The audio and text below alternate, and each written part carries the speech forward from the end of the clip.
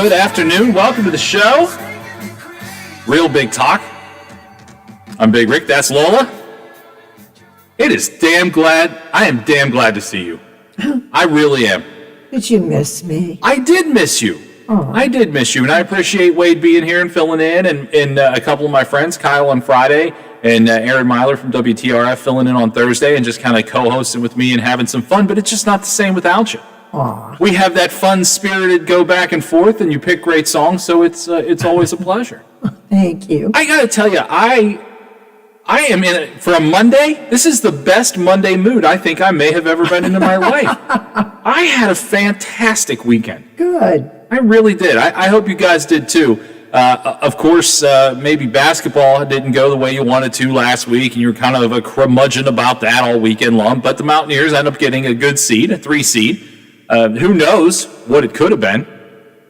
I mean, you have to think about that, and I get it. But the fact is the dance starts, and it's Friday for the Mountaineers. Game scheduled for 9:40. We'll have more information for you about Mountaineer pregame time coming up here a little later, maybe later in the day, but certainly later in the week. But we do know the game is set. But as for me personally, I want to thank the Nailers for, again, providing a great opportunity to go watch hockey in a safe environment. I know you went to the game on Saturday. I went on Friday, and really, they just do a pretty fantastic job of keeping you far enough apart that you feel comfortable, but also giving you a pretty decent fan experience, too. I really think they've done a great job at that. Would like to see them winning a few more games on the ice. Yeah. But Yeah.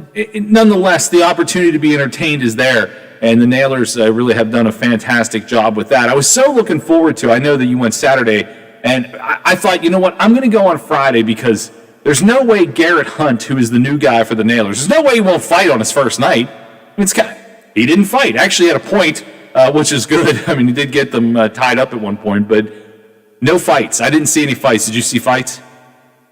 Yes. God damn. I went the wrong night. You know what? I'm one of those people that still thinks fighting belongs in hockey. I really do. I do too. I mean, I always have, and I hate the sissification of American sport. If I could wave an American flag around while you say that a couple more times, I would totally do it. No, I agree with you, absolutely. We're going to talk about some sports a little later on today. Penguins are hot, for sure. Free agency in the NFL opens up this week, and we'll get to those topics after 4 o'clock. Some of that stuff. Another reason why I had such a great weekend, and I know this is of interest to a lot of people who, like me, have loved ones in nursing homes. I went to drop off food for my mom, as I do every one day, every weekend. I always take her a meal and drop it off, just so she could eat something that's not the food at the nursing home and take her a treat.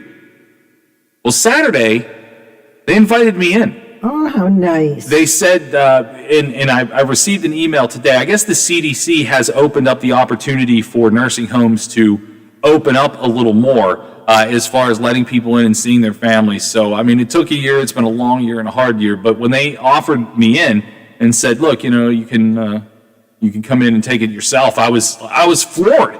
It was like a super emotional thing. Because even though I had seen my mom on Friday, because I attend her doctor's appointments with her, it was the first time I'd been in there in a year. It was a really odd feeling as we start to do things that we haven't done in a year. It is really kind of an overwhelming emotional feeling. Saturday night, the reason I didn't stay longer was because I had Kyle in the car with me. We were going to watch the Penguin game over at his place, and he lives in an area of Pittsburgh called the South Side, which is about 8 to 10 blocks of nothing but bars and restaurants. So Saturday night in Pittsburgh, and it's St. Patrick's Day weekend, since, of course, that falls in the middle of the week. We're going to celebrate it twice. There's no doubt about that. But hordes of people out on the street, like a shocking number. I guess I'm still part of that whole crowd, and I know I get made fun of for it sometimes. It's still kind of, I don't know. I don't want to mix it up with too many people, and I don't. I really don't. And I still wear my mask and all that. Boy, you'd have thought pandemic had ended. There were so many people out, people inside bars and restaurants and things like that. I get it. Restrictions are easing for sure, but you want to talk. I mean, it was just like, it looked like a giant college party. in the middle of the street. Well, at least they were outside. Oh no, they were inside. They were outside. They were hanging off banisters and railings. It was kind of like Mardi Gras meets Yinzerville. That's really what it looked like in the south side of Pittsburgh on Saturday night. But again, as much as I hate the thought of people getting sick, I mean, seriously, we're just basically standing in line to go in and get COVID. It was like the beginnings of vaccinations where people were standing in line for hours. It was just now you're going in to get COVID instead of vaccinated. I just couldn't believe the number of people that were out there. But Governor Wolf today in Pennsylvania said that they will be easing some restrictions as of 4th of April. We'll talk about those things a little later as well. So lots of topics today. Your phone calls, 304-214-1600, 304-214-1600. WatchdogNetwork.com is our online home. You can find us there or on our Facebook page where you can watch the live stream. It is up and moving. And when we come back, Lola, we're going to do something that I didn't think we were going to do, but I thought it only made sense that we could do this because this is how the actual NCAA tournament is played. An opportunity coming up for you to still get in on our chance to win a big screen TV. Your play-in opportunity is coming up next on The Watchdog. Tune into Marshall County's second favorite son, Donnie Gilbert, Fridays from noon to 2 on the Valley's only network dedicated to live and local talk radio, The Watchdog. Quaker Steak and Lube at the Highlands is the perfect place to relax after a long day. Happy hour from 3 to 6 Monday through Friday. Get $2 off appetizers, $3 off domestic drafts, and house wine specials. Quaker Steak and Lube, voted Best Wings USA. Quaker Steak and Lube at the Highlands with another steal of a deal. Get a steak burger and fries all day Monday for only $8.99. It's also Military Mondays. The Lube will take 25% off for all veterans, active duty military, and first responders. Quaker Steak and Lube, voted Best Wings USA. For all of your IT needs, visit OmniPerforms.com. Omni Strategic Technologies, the only IT company that the Watchdog trusts. Washington County's largest gun show is back on Saturday and Sunday, April 10th and 11th from 9 a.m. to 4 p.m. at the Washington County Fairgrounds. Admission is just $7, and kids under 12 get in free with an adult. Everyone is welcome. They offer free appraisals and have great prices on all types of firearms, modern, military, and antique. They have over 450 tables with cash buyers on site for your used guns. Visit arhsportshop.com or call 724-948-3571 for more information. That's 724-948-3571 for more information.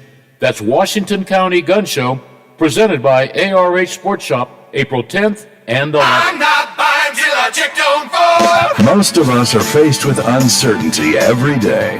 Your job, your finances, sporting events, schooling for your children, and so much more.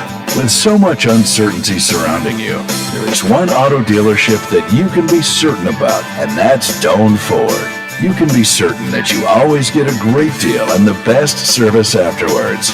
Being in business for over 50 years has given Doane Ford the reputation of being a strong, reliable dealership. Be certain. Choose Doane Ford. Online at DoaneFord.com. I'm not buying till I checked on Ford. Catch Biff Leonard on the Watchdog Morning Show with Howard Monroe. Weekday morning, 7 to 10 a.m. Only on the Watchdog. Live and local talk radio. Just the way you like it.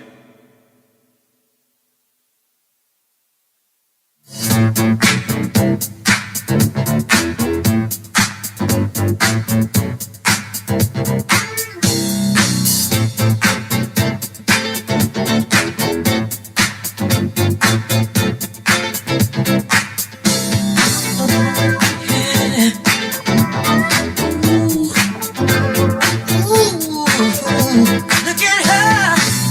She's a bad mama down.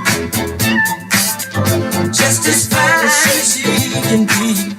Hey, she's a bad mama jamma. Just as fine as she can be. Her body measurements are perfect in every dimension. She's got a figure that's shown a bit attention. Welcome back at Big Rick.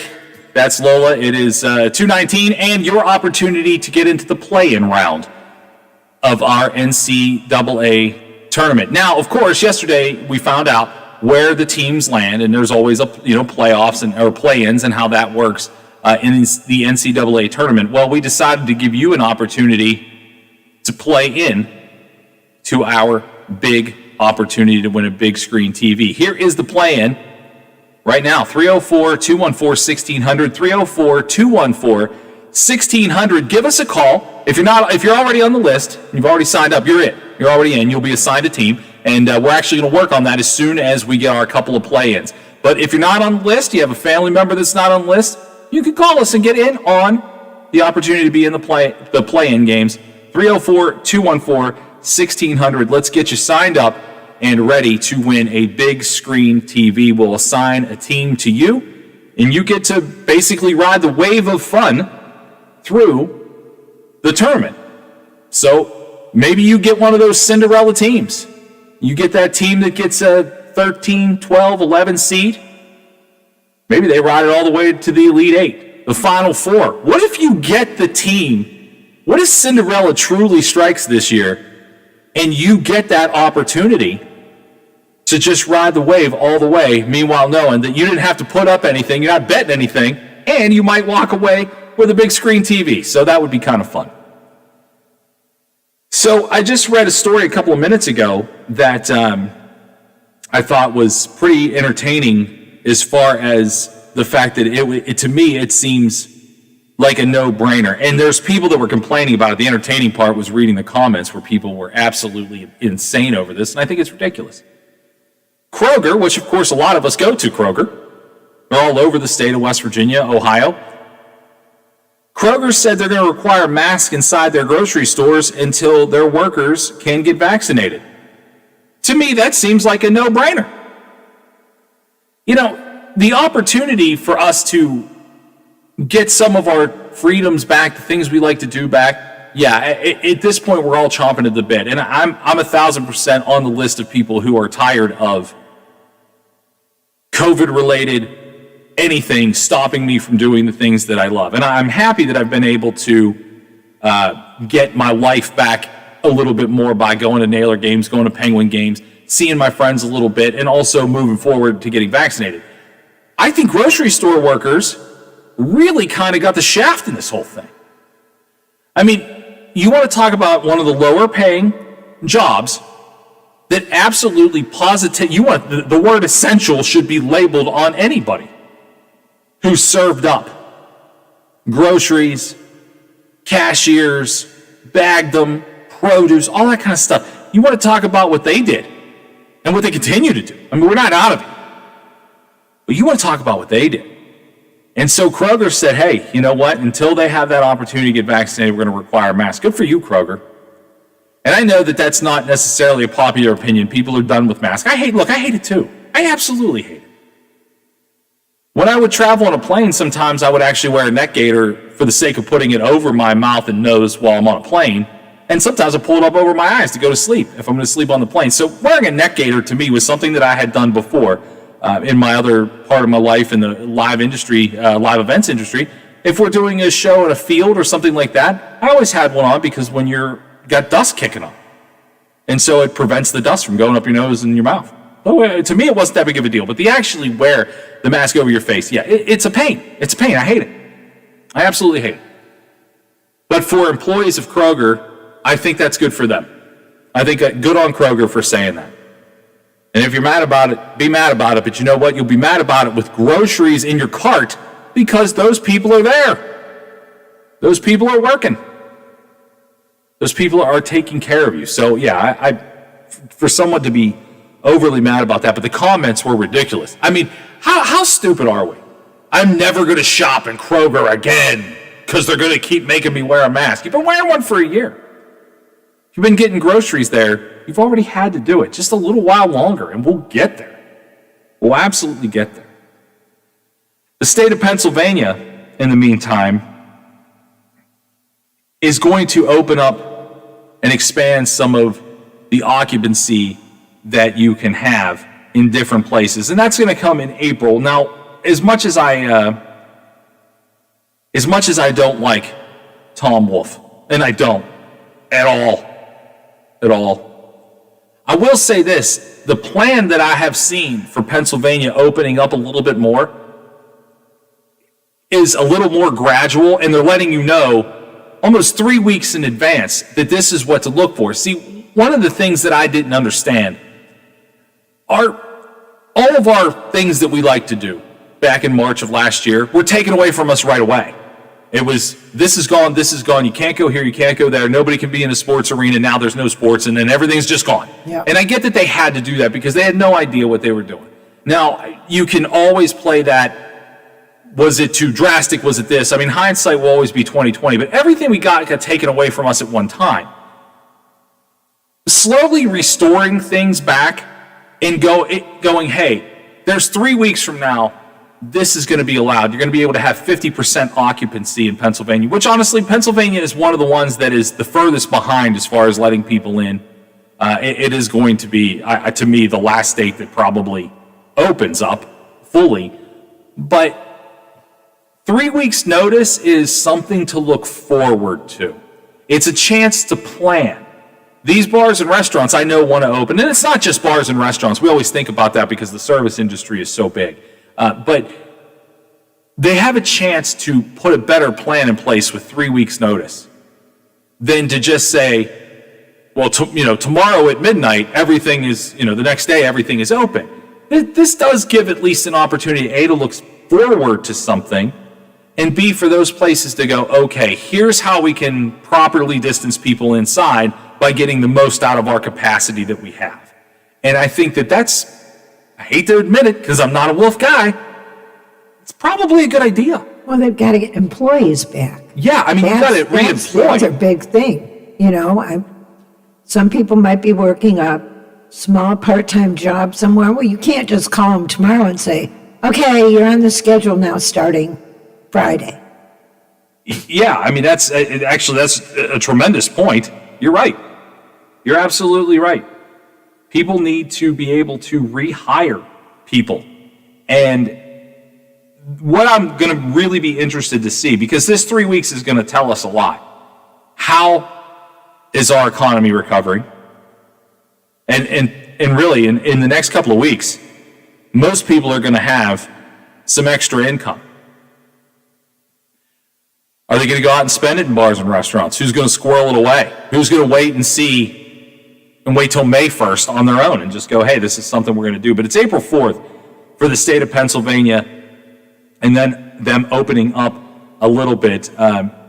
This is something that a lot of people, and gyms, malls, movie theaters, and casinos will be allowed to operate at 75% of their capacity. I mean, between Wheeling and just Washington, PA, there's two really big casinos. And the casino industry, whether you're into it or not, and if you like to bet and things like that, if you use the FanDuel Sports app, we talk about all the time here, you can do that from anywhere. But if you want a night out, you don't just sit there on your phone and go, hey, you guys want to bet on Oregon State versus Morehead State? You go to the casino, you put some chips down. You like the sounds. There is nothing better than when you hit on a machine. There's going to be a lot of people back in there now, but it is going to happen in a gradual process. And how many people are going to go back to work? That's the number that I'm really anxious to see. Obviously people are starting to work a little bit more because places have opened up. But in Pennsylvania, so many employees have just been, I have a friend that works at the Rivers Casino, which is in downtown Pittsburgh next to Heinz Field. And she has been on hiatus for a long time. I mean, if you're a bartender in a casino, you haven't been doing a whole lot. No. And this is going to be big. The Clarks, a band that we love, we talked to Greg from the Clarks a couple weeks ago. Those guys are going to be playing in the Rivers Casino to 250 people. That's going to happen this same time in April. Actually, I think that's April 2nd. So there's an opportunity to go see live music. Things are coming back. It feels a little bit better. And when Pennsylvania is starting to catch up, I feel like everybody's going to be catching up quickly. Well, I wish West Virginia would get around to announcing that like the arenas and places like that can increase their capacity a little bit more, and that we can have live music in places. It's supposed to be 100% occupancy now, but why can't we have live music? To me, the weird, just, It's weird. it is. It's kind of weird. Just as a little, maybe a little too self-indulgent here, but just in my own life, aside from doing this, I've talked about how I'm in the live events business. Well, great news. I actually booked a show. For August. And maybe there will be a chance to do shows before then, but a legitimate, honest to God rock show is going to happen in Marietta, Ohio for me on the 27th of August. And when I announced that I was going to get back into this business and things were moving forward, I got a lot of messages from bands in the state of West Virginia I'm not here to rat anybody out, but one of them was a guy saying, we're playing a show in 2 weeks and we're singing. We're going to do it. Whether they let us or not, we're going to sing. And it's like, it's funny to think about a band going up on stage and just not singing. But tell me how you're going to go into a bar and some band is going to start playing Sweet Caroline or Don't Stop Believin'. Everybody in the crowd's going to sing. And what are they going to do? Not have a singer on stage, but yet you have a full capacity bar singing the words back to you, but the one guy who sings in the band can't sing them to you? Like, this is the most not logical thing I have ever heard. Oh, yeah. I mean, it just falls along this whole line. But. Yeah, it does, but I don't know. I guess I say it all with kind of a grin on my face, as it does feel like things are getting a little back to normal, if that's really a thing. And I think it is. I've encountered a lot of people lately go, we're never getting it back. We are getting it back. It's going to come back. I promise you it's going to come back. Today at 3 o'clock, by the way, programming note, Jenna Richardson, Rosemary Ketchum, and Lori Jones will be joining us from the YWCA. We're going to discuss different gender roles and things like that, an important subject, something that kind of plays off of, we celebrated International Women's Day here a couple weeks ago, and we're going to talk about those types of things with strong, brilliant women who are going to tell us all about it. Because really, I can only do so much. I'm not a woman. I want to hear it. I mean, I work with strong women. We're going to talk about it and see if we can't get educated on that subject a little bit more. That's in the 3 o'clock hour today. So we're going to take a break.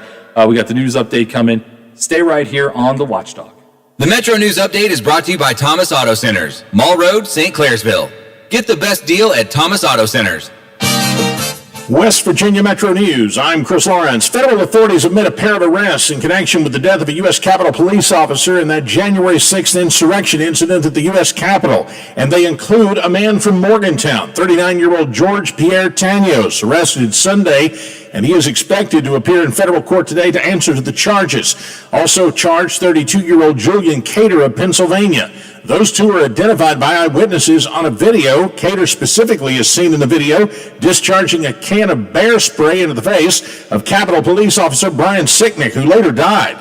It has not been determined if the spray caused his death, but both Cater and Tanios are charged with 9 counts, including assaulting Sicknick and 2 other Capitol Police officers with a deadly weapon, civil disorder, and obstruction of a congressional proceeding. Charges that could carry up to 20 years in prison if they're convicted. The city of Charleston will get more than $33 million in federal money from the stimulus package. Mayor Amy Goodman says they're not ready to spend it just yet. But what we really have to be careful about as well, and is detailed in the American Rescue Plan, are how these monies can be spent and the reporting requirements for these monies. I mean, these are the people's monies. We have to be extremely careful, and waiting on guidance is also where we are right now. And counties and municipalities all across the state, like Charleston, are earmarked to get varying amounts of that money. But those speaking with Metro News today, like Goodman, say they're still waiting on the rules. You're listening to Metro News, the voice of West Virginia. The State Department of Health and Human Resources today reporting 210 new COVID-19 cases, and there has been 1 additional death. That's identified as a 97-year-old man from Kanawha County. Governor Jim Justice and his coronavirus team are holding the Monday COVID-19 briefing happening right now and discussing those numbers in those cases. You can see the briefing live at WVMetroNews.com. From the Metro News Anchor Desk, I'm Chris Lawrence. AutomotiveMap.com presents the Sports Flash, powered by The Score on the Watchdog. I'm John Thayer. Justin Thomas shot a final round 64 to win the Players' Championship yesterday. Thomas finished the tournament at 14 under par, 1 shot better than Lee Westwood, who entered the final day with a 3-shot lead. Brian Harmon and Bryson DeChambeau tied for 3rd at 12 under par. Martin Truex Jr. blew past Joey Logano on the final restart to win at Phoenix Raceway yesterday. Denny Hamlin finished third, while Brett Keselowski and Chase Elliott rounded out the top 5. NASCAR Cup Series heads to Atlanta this week. The women's basketball NCAA tournament field will be released tonight. The tournament is set to be played in the San Antonio region, men's tournament in the Indianapolis region. Download the Score app today. Lightning fast sports alerts. It's why the Score app is one of North America's most popular sports apps. I'm John Thayer with the Sports Flash, powered by the Score on the Watchdog. If I'm not commuting anymore, where do I really want to live? While you handle life's questions, Merrill Guided Investing helps you manage your portfolio and invest for your next move with the option to work with an advisor at a low cost and minimum. Merrill, a Bank of America company. Visit merrilledge.com/investing goals to get started today. Investing involves risk. Merrill Lynch, Pierce, Fenner & Smith Incorporated, both a registered broker-dealer and investment advisor, member SIPC. Investment products are not FDIC insured or not bank guaranteed and may lose value. I'm Dr. Baker, an ER physician. If you're having leg pain, swelling, or redness, but haven't talked to your doctor yet, don't wait. This could be deep vein thrombosis, a blood clot which could travel to your lungs and lead to a pulmonary embolism, which could cause chest pain or discomfort or difficulty breathing and be deadly. Your symptoms can mean something serious, so don't wait. Talk to a doctor right away, by phone, online, or in person. Brought to you by Bristol Myers Squibb and Pfizer. In a divided year, we can still be united through giving. There's a $300 above-the-line tax deduction this year thanks to the CARES Act. You can take a $300 deduction for charitable donations. As an organization that promotes giving, the United Way of the Upper Ohio Valley encourages you to utilize this tax deduction. Consider making a donation to a nonprofit agency with a cause that's important to you.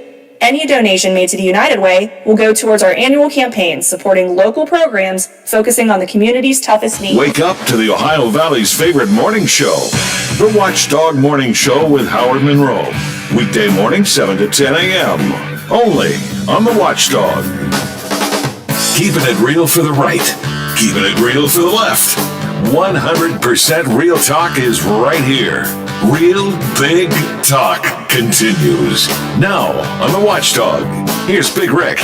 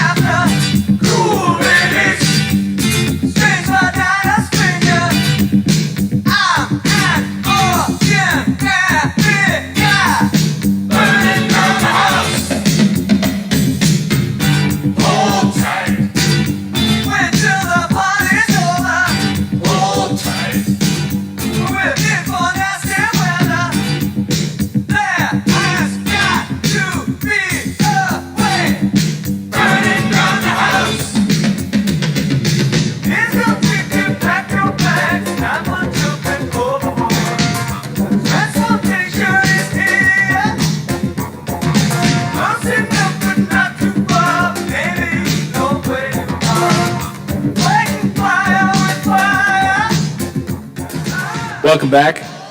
2:38. I'm Big Rick. That's Lola. Real Big Talk continues.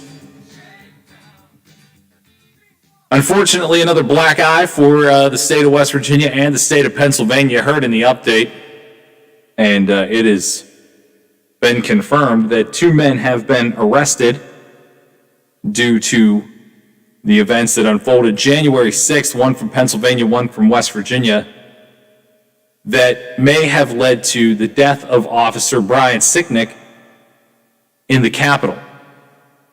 Now, I'm reading through this whole thing, and I read the CNN article, but there's, at this point, 100 articles out there that you can read about it. Everything about this screams it was premeditated. Normally, you just don't carry bear spray if you're going on a scenic tour of the Capitol of the United States of America.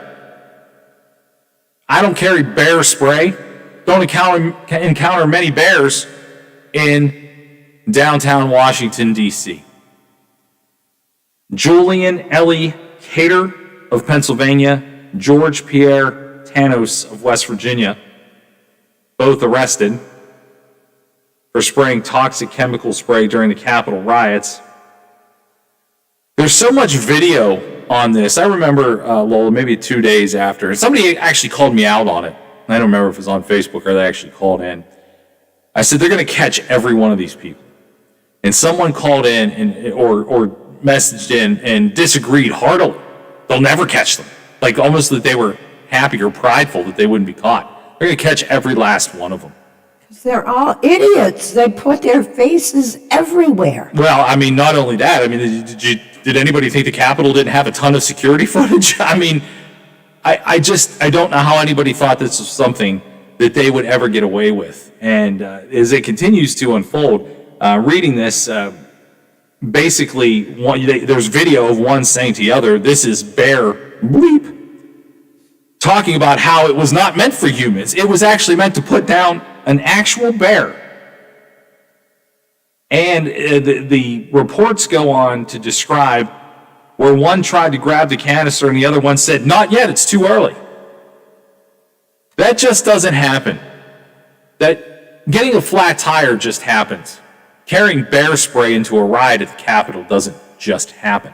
And so as I continue to read this article, it kind of hits me that they're struggling to figure out the exact moment where Officer Sicknick got the fatal blow, the thing that killed him. Because initially they had said that, remember, we were here. We were in the middle of this, talking about it when it happened. And they said an officer had been hit in the back of the head with a fire extinguisher. Yeah. That's not what happened to this guy. That's not what happened to this guy. So yeah, they're going to find every last piece of this. I don't doubt it. It may take forever, but I don't think that investigation's ever going to stop. No, I don't think it will either. But the weird thing to me is they're trying to, how is this not, because this is not a murder charge. It may have led to murder, or it did. I mean, somehow it led to murder. And they're trying to build this case around it. How do these guys ever get out of jail? How do these guys ever get out of jail? And the really strange thing, I can actually take this into kind of a weird, personal part of this, is one of these guys owns a sandwich shop in Morgantown that I used to go to when I lived in Morgantown. I mean, I don't know the guy. If he walked in here, I wouldn't know who he was. He won't be walking anywhere except into jail. But if he walked in here, I wouldn't know who he was. But he owns Sandwich University, which is on High Street, or at least it was, when I lived in Morgantown. That is not going to be good for business, I would not think. It doesn't make it any easier that these things happen. I mean, they're always going to bother me. But man, it just doesn't help that so many people involved in this come from West Virginia, Pennsylvania, and Ohio. Right in the middle, right where we are. Yeah, Midwest. It's really very shocking. 304-214-1600, 304-214-1600 if you want to get in on this conversation. Be glad to have you. Should these guys actually be tried for murder? I know it's easier said than done, but my goodness, we have had people go to jail, get charged with things that seem way more severe, or way less severe, I should say, than this. This is taking bear spray into the Capitol and spraying it to the eyes of a police officer. How I don't understand how this isn't, maybe it becomes murder, I don't know. I think the FBI is trying to figure out how to make that case, but they've got to get the forensics. That's what matters. They have to, there has to be a pathologist that's going to reevaluate everything with the autopsy and the tox screens and that kind of thing, and see exactly what, when you first think that it's blunt force trauma, maybe you're not quite looking for the things that are in a bear spray. so. I mean, I wouldn't even know where to get that. At a hunting store. I mean, why would, to me, how many people need it? That's not just something you have unless you're out hunting for bears, right? I really don't know. I mean, I'm not trying to sound like an idiot here. I wouldn't spend enough time in the forest with bears to know if that's something that someone who spends time in the forest would have. I don't know, but I know that there are no bears in downtown Washington, D.C. I'm 1,000% sure of that. I've been there. I surely don't want to go back. More than 300 people have been charged in connection with the January 6th assault at the Capitol. The Department of Justice now says it could easily pass 400. They're not done. Charges are also likely coming against additional members of the Oath Keepers. That, of course, seems to be a big part, and a lot of that took place in Ohio. A lot of those Oath Keeper meetings took place over across the bridge here in Ohio. So this is something that will continue to unfold as it moves forward. Hopefully, we've seen the last of things like this. I don't know that we have. And before we move off of this subject, Lola, I had to write this down because I saw it and I thought, there's no way. I know you love when I figure out or find out about the QAnon conspiracies, because a lot of these people were QAnon people. Yeah. The latest QAnon conspiracy, and if you don't believe me, look it up.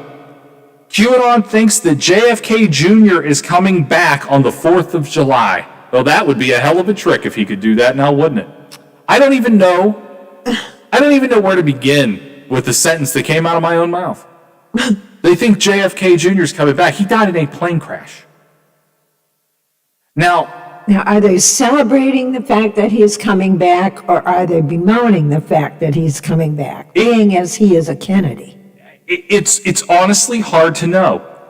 That's how nonsensical this is. But yeah, they think he's coming back. What happens? I mean, apparently the whole organization is obsessed. Like, the JFK Jr. obsession with QAnon apparently is very deep. This isn't a new thing. But yeah, they think he'll be returning on the 4th of July. So if you know anybody that's fallen down that rabbit hole, the QAnon rabbit hole, you may want to check on them. Not only are they likely wrong about all the things they got going on in their heads right now, the JFK Jr. is not coming back. Please let this be a caller of somebody who knows what this whole thing is about. Because I would love to know. Who we got there, Lola? Okay, it's Roy. Hey, Roy, what's going on? Not much, buddy. How you been? I'm good. I'm actually fantastic. I hope you are too. It's been a really positive couple of days. Well, good for you. Yeah, I just wonder what the people that follow that QAnon. I mean, what are they? I don't want to say missing, but what are they lacking? I mean, how times are they going to tell them stuff that pans out to be untrue? I mean, it just, I mean, if you've been lied to once, you kind of like, that's okay. But I mean, over and over, and they just keep falling down the same rabbit hole, and they just, I don't understand it. I don't know what they're lacking or what they're missing in their life, but they just keep following this stuff, and just, you can't convince them it's not true. No, you can't. From what I can gather, and I mean, obviously, since I started doing this show, I've read up a lot about it because it's become so woven into what's happening in the world right now. The answer to what they're missing, at least from my non-professional perspective, is the basic system in which we all follow. You may like who the president is. You may like the president, you may not like the president, but for the most part, every part of our lives, every part of your life, Roy, every part of my life, Lola's, and everybody else's, we've accepted the fact that someone won and they become the president. Don't have to like it, but they accepted that. QAnon started long before this January 6th thing, and that's where I think some people are missing. This has always been a call for people who could, how do people fall into a cult? the same type of thing. They're looking for a message. They're looking for a sign. They're looking for acceptance. They're looking for togetherness. So that's what they're missing. They find a common bond in things a lot of people lack. You know, Roy, if you got, yeah, I mean, hell, Roy, you can call the radio station and talk to me if you wanted to talk to somebody. I mean, I'm here 3 hours a day. Some people don't even really have the opportunity to intermingle with one another, to talk to one another. Some people can't carry on a conversation, which is why I worry about how much texting and nonverbal communication we have in this world these days. But it's easy to fall down that rabbit hole. If you're looking for something, someone out there is providing it, whether it's true or not. And I think that's how a lot of these people end up in this weird, complex QAnon thing. Well, I can understand that once, maybe twice, possibly even 3 times for the severe lack of whatever. But I just can't understand how you just keep following. I mean, you know, January 20th was going, you know, Trump was going to bring in the militia and take over. Then it was March to 4th or whatever it was. Yeah. And, you know, and that's way out past, you know, I mean, this started long before Donald Trump ever became relevant. A long time before. Yeah, Donald Trump actually doesn't have as much to do with QAnon as people think. He became sort of a figurehead of QAnon because of what they believe the United States became a corporation at one point, and Donald Trump was essentially going to be the first president since the mid-1840s or something. Like it's a really absurd thing. But Donald Trump didn't start, and that's a lot of people think that. Did Donald Trump start this? Is that the Trump thing? It's not. It existed long before that. Oh yeah, long before Donald. I mean, I don't give him that much credit. I mean, I don't know if he'd be able to start something like that. But anyhow, I just don't know how many times you have to follow something that pans out to be false or never happened, and they just go on like it never happened and move on to the next thing. That's true, and I will liken it to this. I know this seems kind of a weird elementary way to look at this, but it kind of popped into my head. Roy, do you know anybody who was convinced at one point in their lives that Elvis wasn't really dead? I mean, I don't know that I know anybody that truly believed that. I've heard people say that. I don't know that they truly would believe that. Let me put it this. I don't even know that I actually knew that person. I've heard people say that. Sure. I mean, there's a lot of people out there. I mean, it sort of died down unfortunately, as Elvis fans pass away and people, I mean, there will always be Elvis fans, but most of which are accepting the fact that Elvis is long dead.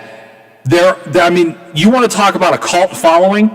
Elvis had a cult following, and I don't think he ever intended to do that. I think it just grew legs. You know, it just continued to become something that people. And when Elvis dies suddenly, and he's been in the spotlight, he's been troubled. I mean, he's shooting out televisions in Las Vegas, and he becomes this myth.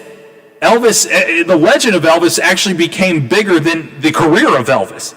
And so when those people could not accept Elvis's death, I mean, they were spotting him at the 7-Eleven in Tupelo, Mississippi. I mean, they were just seeing him everywhere because that's what they wanted to see. They wanted to believe Elvis was still alive. They wanted to believe that he found peace in faking his own death, and he's just living amongst the normal. When in fact, the most unnormal thing about it is the fact that people thought Elvis was still living.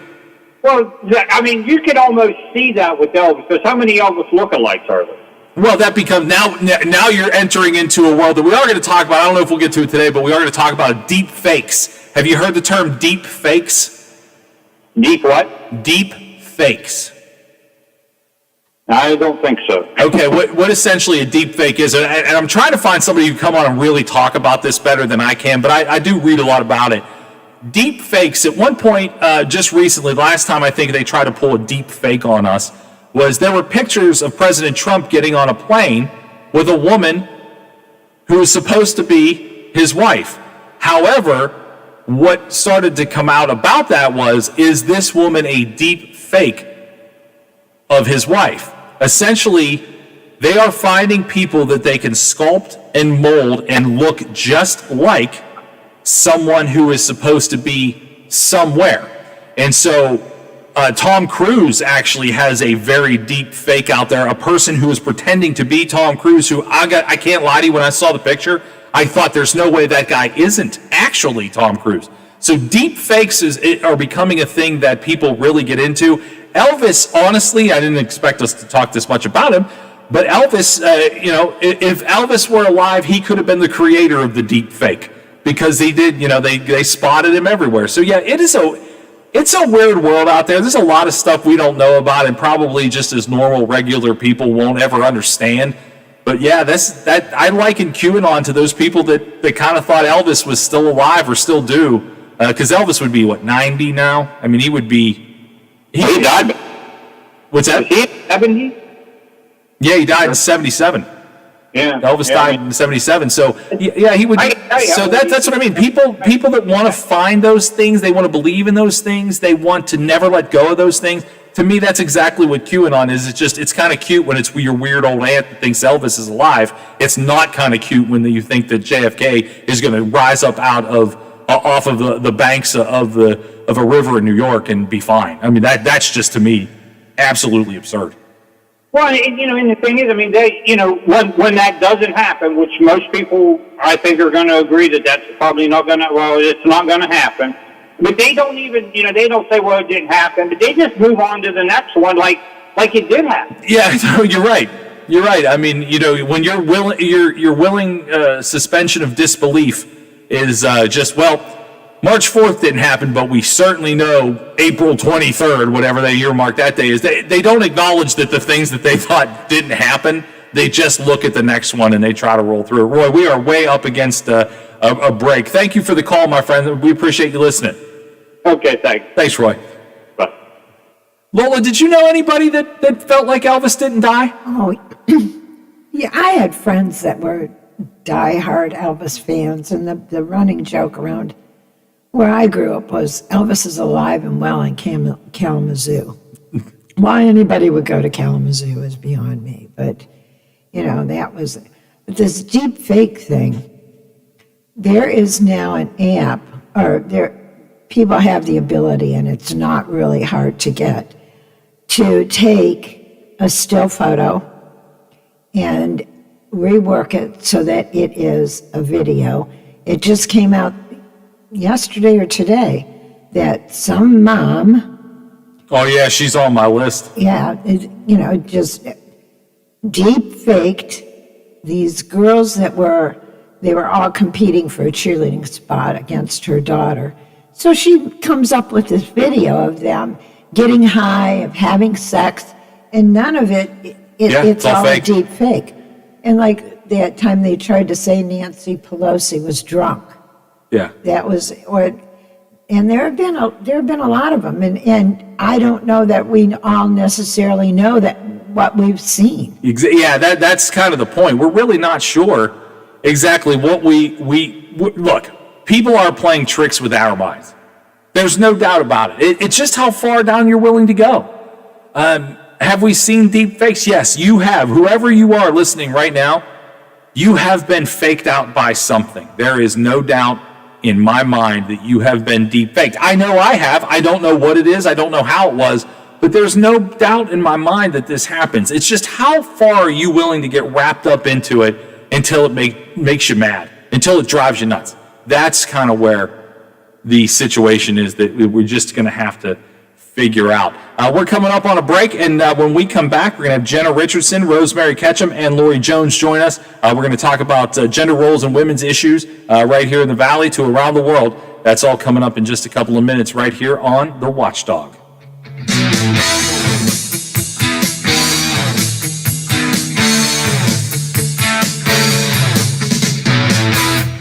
See it all around you, good loving or bad,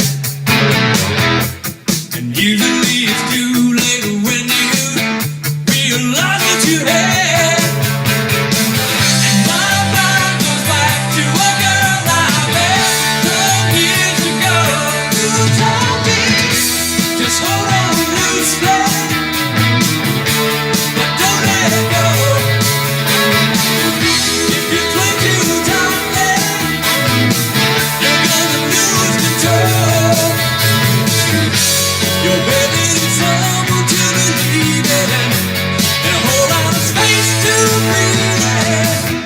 So damn easy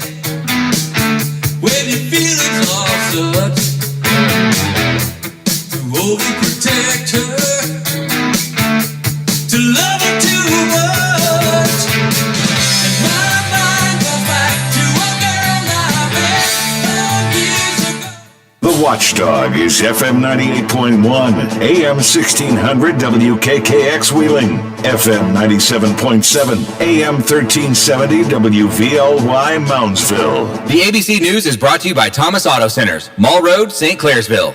Get the best deal at Thomas Auto. From ABC News, I'm Dave Packard. Multiple casualties in San Diego after police say a car veered off the road and hit pedestrians on a sidewalk today. Right to ABC's Alex Stone in Southern California. We now know, Dave, 3 victims died on scene. 9 in total were hit when a car went up onto a curb this morning and plowed through a homeless encampment under an overpass. San Diego Police Chief David Nislight saying in the past hour the driver may have been impaired. And at this moment, he is being detained for driving while impaired. Under that overpass, there's debris all over the place. It was declared a mass casualty incident as firefighters worked to stabilize numerous victims. Dave? At the White House, President Biden today appointing Gene Sperling to head up implementation of the American Rescue Plan. He says the stimulus bill extends unemployment insurance for the 11 million Americans unemployed and any who will be unemployed in the near term. It will help hundreds of thousands of small businesses keep their doors open. And White House officials say they're watching where COVID-19 cases will go as more people travel for spring break. A record 1.3 million travelers passed through TSA screening checkpoints Friday, the most since the pandemic began. COVID variants spreading in Europe, where the most used vaccine is the one from AstraZeneca. But concerns about that vaccine safety have countries pausing their vaccination efforts. Germany becoming the biggest country in Europe to suspend use of the AstraZeneca COVID-19 vaccine over reports of dangerous blood clots in some recipients. AstraZeneca and EU regulators insist there is no evidence the shot is to blame, but over a dozen countries have now suspended its use.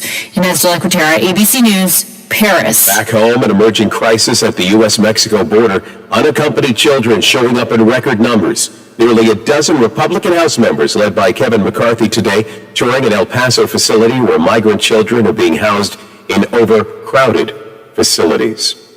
You're listening to ABC News. Businesses that run like clockwork establish routines they trust. That's why over 1 million companies rely on Cintas. We'll help you protect employees and customers with essential safety supplies, inspect your fire protection systems and devices, hygienically launder your uniforms, and keep you well-stocked with the leading hand sanitizers and disinfecting wipes. Learn how Cintas can help you open your doors with confidence. Oh, I'm ready! Visit Cintas.com and get ready for the workday. I'm Dr. Baker, an ER physician. If you're having leg pain, swelling, or redness, but haven't talked to your doctor yet, don't wait. This could be deep vein thrombosis, a blood clot which could travel to your lungs and lead to a pulmonary embolism, which could cause chest pain or discomfort or difficulty breathing and be deadly. Your symptoms can mean something serious, so don't wait. Talk to a doctor right away, by phone, online, or in person. Brought to you by Bristol-Myers Squibb and Pfizer.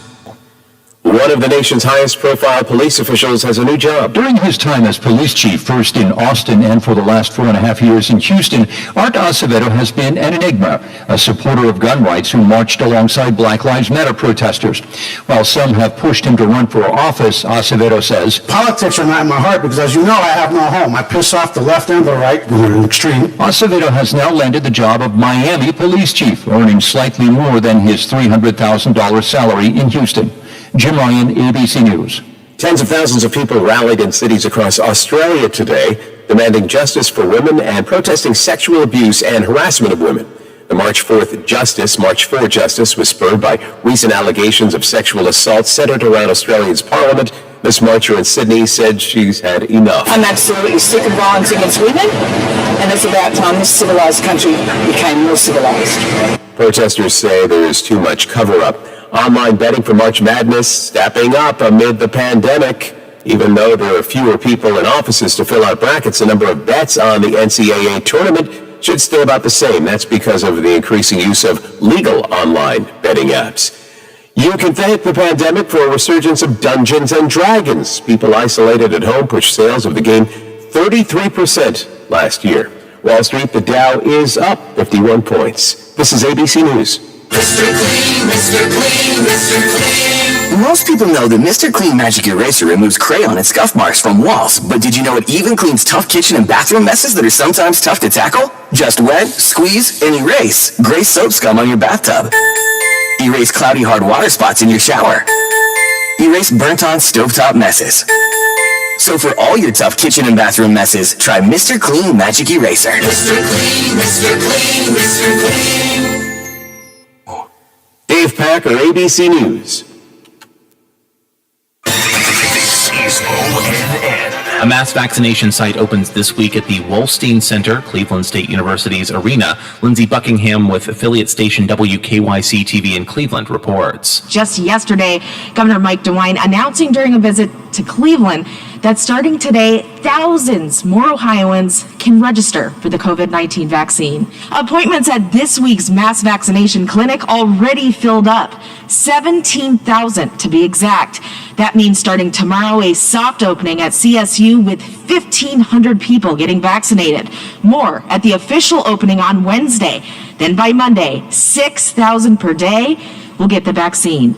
And it's now confirmed that investigators are probing whether payments to a former utility regulator played a role in the billion-dollar bailout at the center of the state's largest ever bribery scandal. Shortly before utility lawyer and lobbyist Sam Randazzo was appointed Ohio's top regulator over electricity and power generating companies, he received $4.3 million from top executives at one of the companies whose fortunes would soon be in his hands.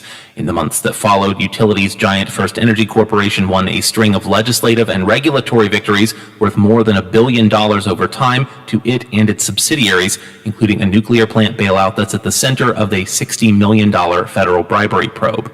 For a look at state news anytime, visit ONNradio.com. I'm Daniel Barnett on the Ohio News Network. This is Dr. Mashika Roberts, Columbus Health Commissioner. The pandemic is more than a physical health issue. As parents, it's important to remember that our children are also coping with drastic life changes. 1 in 4 teens misuse a prescription drug at least once in their lifetime. We must talk to our kids about healthy coping strategies and the dangers of prescription drug misuse. Visit don'tliveinDenial.org to learn how to dispose of your leftover pills and talk to your kids about opiates. The 2021 Honda ATV lineup is here to prove it's possible to work smarter and harder. With the power to get the job done, the technology to make it easier, and tried and tested quality to keep you moving forward, the only thing left to add is you. Then you'll understand how life is better on a Honda. Honda recommends ATVs for riders 16 years and older and recommends that all ATV riders take a training course. Thank you for riding with the Watchdog. Live and local. Just the way you like it. This is Dr. Mashika Roberts, Columbus Health Commissioner. The pandemic is more than a physical health issue. As parents, it's important to remember that our children are also coping with drastic life changes. 1 in 4 teens misuse a prescription drug at least once in their lifetime. We must talk to our kids about healthy coping strategies and the dangers of prescription drug misuse. Visit don'tliveinDenial.org to learn how to dispose of your leftover pills and talk to your kids about opiates. Battery power made by Steel. From trimmers and mowers to chainsaws and blowers, Steel battery tools are exactly what you need to tackle your to-do list. Whether you need to maintain your yard or completely transform your landscape. Shop online for the Steel AK Homeowner Series starting at just $199.99. Pick up at over 10,000 local Steel dealers. Real Steel. Find yours at steeldealers.com. Hello, everyone. From the Watchdog, I'm the Storm Tracker, Darnell Foster. We're to look at your local weather forecast for your Monday. Look for mostly cloudy skies. A few peaks of sunshine, a daytime high of 47. Chance of seeing a few scattered showers through the overnight, otherwise mostly cloudy, with a low near 41. Early morning showers scattered on your Tuesday. The daytime highs are in the lower 60s as the afternoon sunshine comes out. Have yourself a great day, everyone. From the Watchdog, I'm Darnell Foster. The views and opinions expressed on the following program are not necessarily those of this station or its sponsors. He can talk up and down Route 2 and Route 7 at the same time.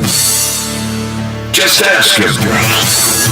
Keeping it real for your ride home. It's Real Big Talk with Big Rick on the Watchdog. I saw him dancing there by the record machine. have been about 17. It was strong, playing my favorite song. And I could tell it wouldn't be long that he was with me, yeah, me. And I could tell it wouldn't be long that he was with me, yeah, me. Singing, I love rock and roll, so every right time in the jukebox, baby. I love rock and roll, so come and take your time and dance with me.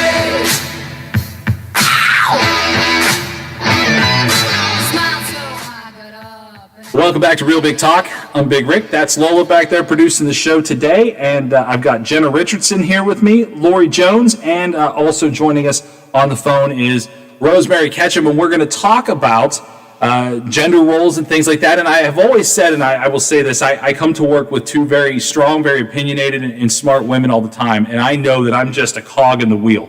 I'm never the right person to talk about this because I'm not a woman and I've not experienced any of this in my life, but having people to actually discuss it is very important. And Lola will tell you I did celebrate International Women's Day properly because it needs to be, every day should be that.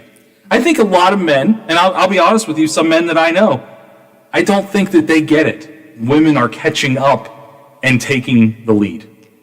Well, we should. We have a higher population. There are more of us. A longer life expectancy. And honestly, I think of all the dumb things I did in my life, there's no doubt that most women would outlast me. I've done a lot of dumb things. So you seem to also have a much wiser view of the world than a lot of guys that I know.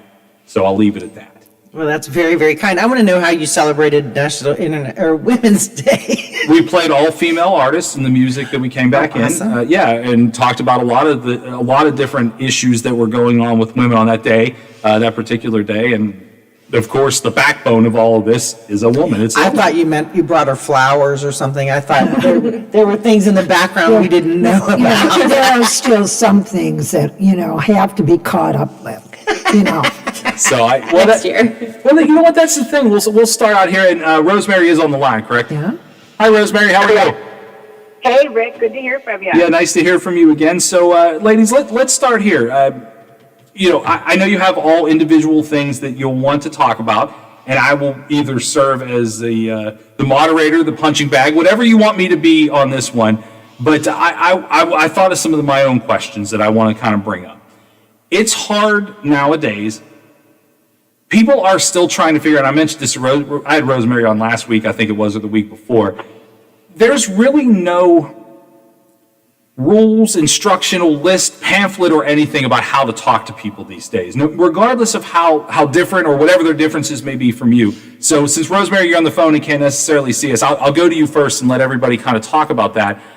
We talked about that last week with a lot of trans issues. People aren't really sure what to say, but these are about women's issues today. We're still kind of in the same boat. We still don't have a good idea or a great informational spot of where to go and say, this is how we address these things. So what do you think about that? We'll go with you first, Rosemary.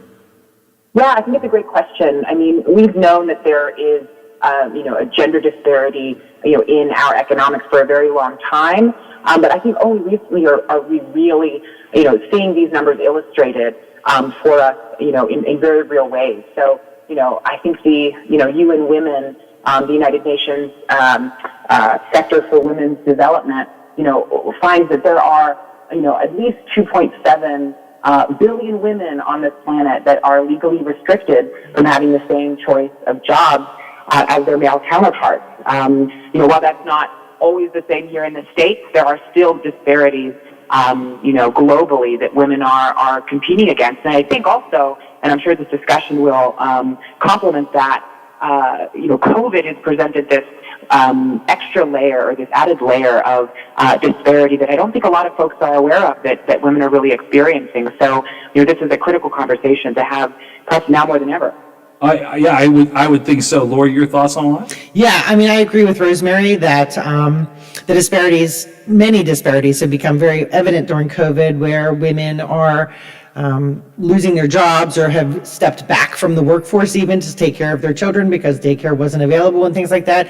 And women generally accept that as part of their role. And whether right or wrong, that's where we are as women, take the back seat. Yeah, I think a huge part of that disparity is definitely the guilt that really comes with that for women. I think that. There you go. You're here to talk, so let's hear you. How about it? Yeah, I think that for men with COVID, it really isn't a huge discussion, who's going to stay home. And when a woman decides that she wants to stay at work, she's got to deal with the guilt of that. Should I be with my kids? Am I being a good mom? Are other people judging me? I don't feel that men really have to deal with that same stigma and that same responsibility as much as women do. And we're really seeing that in COVID when, everybody's dealing with their mental health differently right now. And, that shame and guilt that already comes along with motherhood, now playing a different role, it's definitely piling it on right now. I'm just asking this as somebody who wants to be involved in this conversation with you ladies, from the idea of motherhood's perspective. How much of that is because the kids are just seem to be, in my experience, and I don't have any kids, so I'm winging it here. They seem to be more drawn to their mothers as far as caring for them. And I don't think it's because dads aren't caring. I think it's just because it just seems natural, I guess, in my mind. I don't know. I know I'm going to bury myself. I'm just waiting. I'm just waiting. Yeah, I wish everybody could actually see the intent look in the eyes of the ladies that are joining, and I'm sure the one on the phone as well, going, I'm just waiting for him to slip up. But I'm trying to ask educated questions here. To me, it always seems like I know in my life, if I hurt my knee playing, if I fell off my bike, I'm sure my dad would help me, but I just went to my mom. Like, is that part of that whole thing about staying home and taking care of kids? Is it about the kids too? Well, sure it is, but there is an understanding, I think, in general society that says that is supposed to be a woman's role. That we are supposed to be the nurturers. Even the way we raise our children, and we've talked about this through domestic violence and some of the other issues that the YWCA deals with or whatever, we instill at a very young age, to a little boy, brush it off. Don't be a crybaby. And whether men are saying those things and trying to make the young boy man up or whatever, but it's some of those comments that we make at a very young age that instill who we become as we grow up. Well, I guess then my question is, how does the education begin to make that not happen? I'll be 1,000% honest in disclosure here. If I fell off my bike and I wasn't dying, my dad would let me know that it's a long way from your heart. Yeah, you're okay. You're fine. You're all right. You're fine. Clean it off. And you know what? I have no issue with being raised that way because I think I turned into a pretty decent adult. But that happens, and I don't know where the conversation starts to make it happen less often and eventually be eliminated. Where does that start? Well, it probably will never be eliminated, not in our lifetimes anyway, but being aware of those implicit biases. Okay, so we're in a room. I could be one woman with 6 men. We all have the same position, and it's somebody's birthday, and they're going to look at me to plan the party or buy the cake or whatever. And why, because I'm a woman, would I necessarily have any more skills in choosing a birthday cake? You know what? My mind is blown. I guess I would have never thought about that.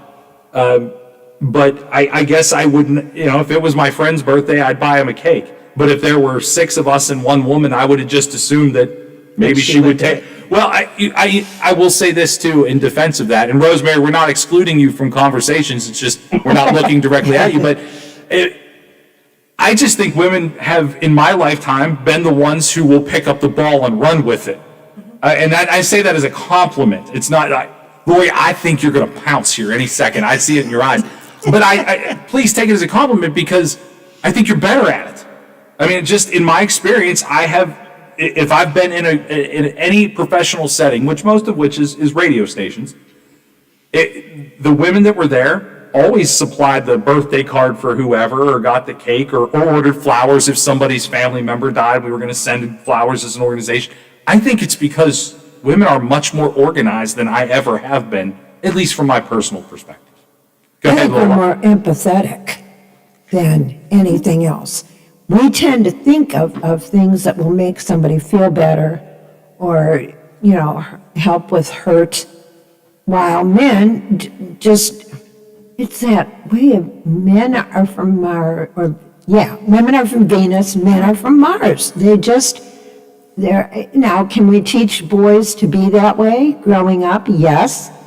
But is it a traditional way of teaching it? No, it wasn't.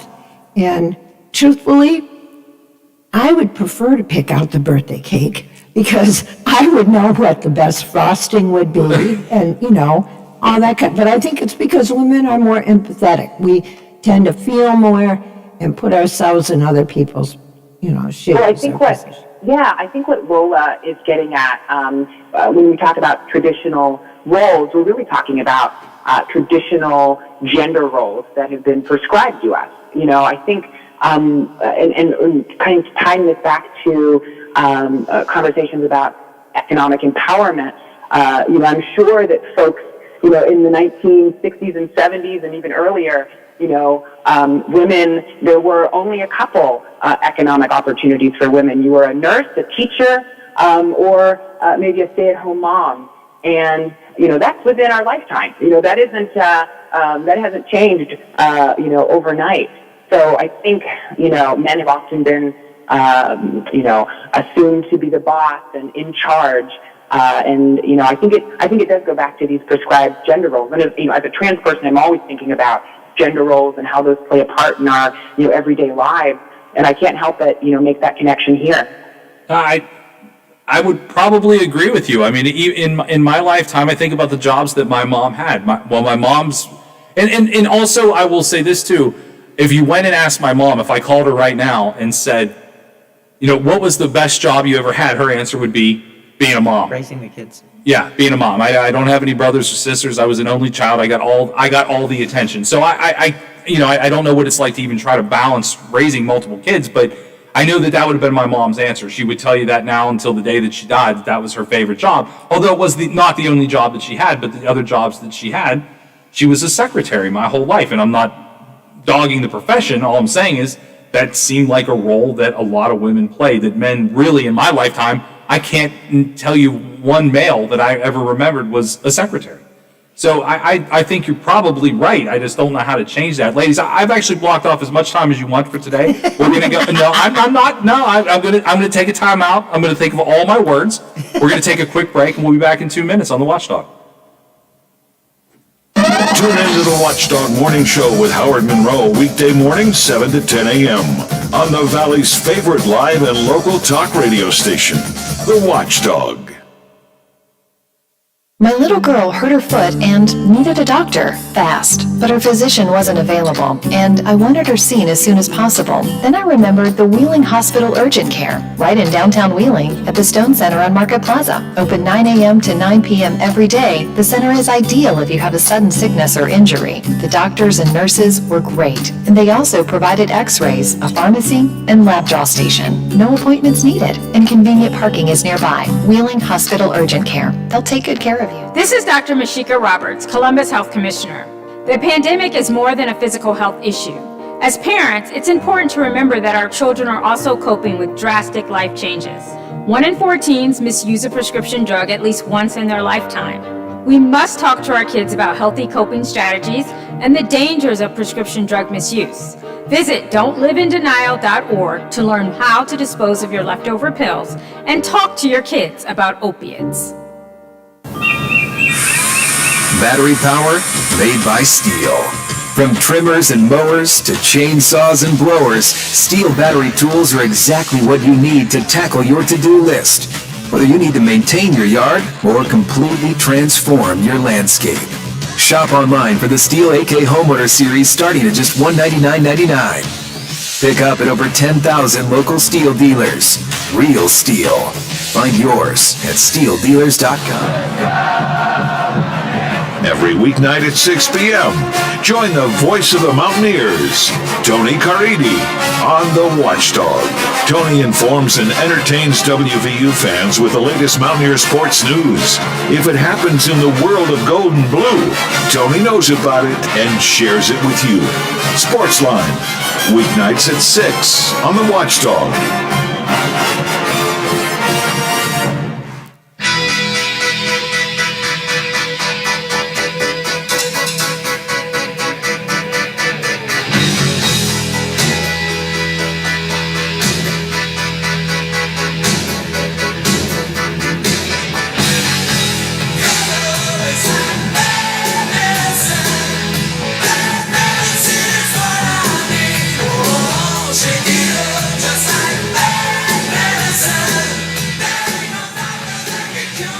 It is Strong Empowered Women's Day here, and I am absolutely okay with that. I'm Big Rick. In studio with me are Jenna Richardson, also Lori Jones on the phone is Rosemary Ketchum. And ladies, we're talking about a lot of different things, including gender roles. And that was, Jenna, you just made a great point that I think is something that will hit everybody. Because everybody, whether you're married, you have kids, it doesn't matter what you are. If you know any other human being that has a kid, just repeat exactly what you just said, because one of my best friends in the world goes through exactly this and says this to me all the time. Yeah. So the problem with gender roles is they don't just affect women; they affect everyone. So you've got a stay-at-home dad that is doing an awesome job taking care of his family, and he's got this guilt that he can't be the breadwinner and that he can't be the quote-unquote strong one in the relationship. And then, you have the mom sitting at work, doing the man's job in the relationship, and she's feeling guilty because she's not, a good enough mom. Am I doing enough for my kids at home, while she's at work taking care of her family? I have so many friends that are women that are raising kids, working full-time professionally. A lot of them are teachers, actually, and that is a big thing that I hear from a lot of them growing up. I'm 43 years old. Using the term best friends sounds kind of adolescent, but we've been friends our whole lives. And I know that she goes through that. I don't want to leave my kids and go to work, but I have to go to work. That does certainly put a mental beating on somebody, regardless of their gender. But you're right. I mean, if the dad stays home, it is first of all a role reversal, I guess, from what we're taught. But the guilt that does come with that has got to be pretty immense. I don't know what the solution to that is, because if we're going to talk about how these gender roles need to change, we also have to eliminate that for men too. They don't need to feel that way. This is a two-way street. Absolutely. Excuse me. Absolutely. And maybe that should be the conversation, that we need to get away from what you should be doing traditionally, because that's what, has always happened or has always worked. Those are the things that the conversation should be around. Getting rid of the guilt and just being you, or who you are in your family or in your life, being comfortable with who you are. Mm-hmm. And I think it's got, go ahead, Rosemary, you have something to say? Oh, no, completely agree with Lord. Oh, okay. Well, I wanted to get to Rosemary because in the couple times we've have heard from you during the conversation, a lot of it is about economics. And I'll be the first to admit, I see it. I know that women are generally making less money than men as far as doing the same jobs. I don't know why. It's not my job to assign people how much they should make based on what parts they have. That's not my thing. But I know that it happens. So Rosemary, we'll start with you. Why does this happen? It's a great question. Generation Wheeling is working on a pledge right now to provide the city of Wheeling to commit to pay equity. And oftentimes when we talk about pay equity, people are confused about, wait, does that mean that, the boss is pointing at the man and saying, you make 50 cents more than the woman? And that's not always the case. I think it's a combination of implicit bias and social structuring, but it's also about the way in many corporations and companies and businesses support different pay structures. starting with the, socioeconomic, component, going back to these traditional gender roles. There are many, pieces of data that, illustrate that women often, are working in positions that are, direct service oriented, that just traditionally, may have a lower income than, positions that men might feel more, comfortable going after, positions of authority and executive positions in companies or what have you. And an interesting report from the McKinsey Global Institute found that we could add $12 trillion to our global GDP by just advancing, women's equality and putting more women into the workforce in all, sectors of our economy. And of course, like we said before, there is a predominant, component of women in positions like teachers and nurses and service-oriented positions, which is not a problem. But when it's imbalanced, then we have an imbalance in, the amount of money and social capital and financial capital that women are made available to.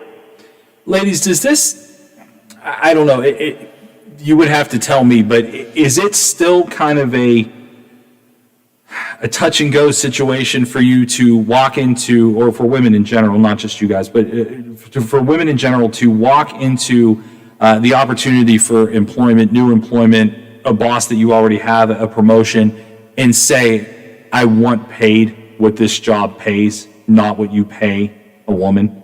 Is that a thing that women can do now? Or are they getting closer to it? Because you have to know. I mean, it's not, especially if you have something like a government job, a hospital job, a lot of places where the salaries are published. And so, again, for me, I've been doing radio jobs my whole life, so they get paid what I negotiate. And maybe I'm a good negotiator, maybe I'm not, but we work out a deal. There are a lot of jobs that actually come with salary, here is the salary structure, and here's how much you make every year, every 2 years in your increments.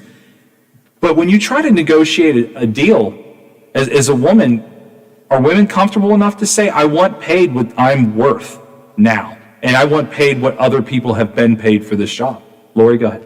Well, and I was going to say, that's not traditionally the way that I've had one conversation that said, why would you give me and this was 25 years ago, why would, you gave me a better review, why would you give me a lesser pay increase than I got last year? And that was one time I've had that conversation.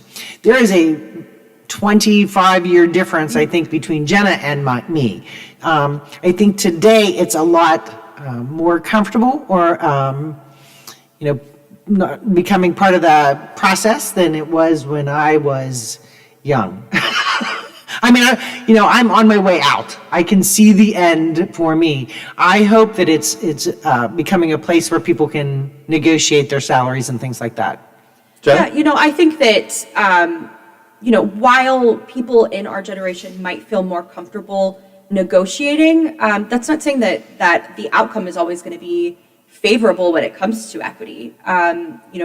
That has to do with who your leader is. Like, not every leader is progressive and champions women like Lori does. So, it really depends on who you're talking to, who you're lobbying. If you say, this job pays $12 an hour, I think I deserve 15. It's really hard to get that comparison and know whether, a man's going to come in after me and say that he wants 16 and get it. So I think that the disparity, it kind of comes from all angles. Am I willing to put my foot down and say what I'm worth and what I want, as much as, a man in a suit that's 20 years older than me coming behind me? And will I be taken seriously? Because, I think that as a 30-year-old woman that's working my way up and getting higher in my career, I think that what I have to struggle with is being taken seriously when I make those demands, when I say what I'm worth and what I want. I think we're getting there, but it's still very ambiguous when it comes to those kinds of situations. Rosemary, you fight that fight on a couple of different fronts. How has that developed for you as not only being a trans person, but being a woman? You're fighting multiple fights at the same time in this battle.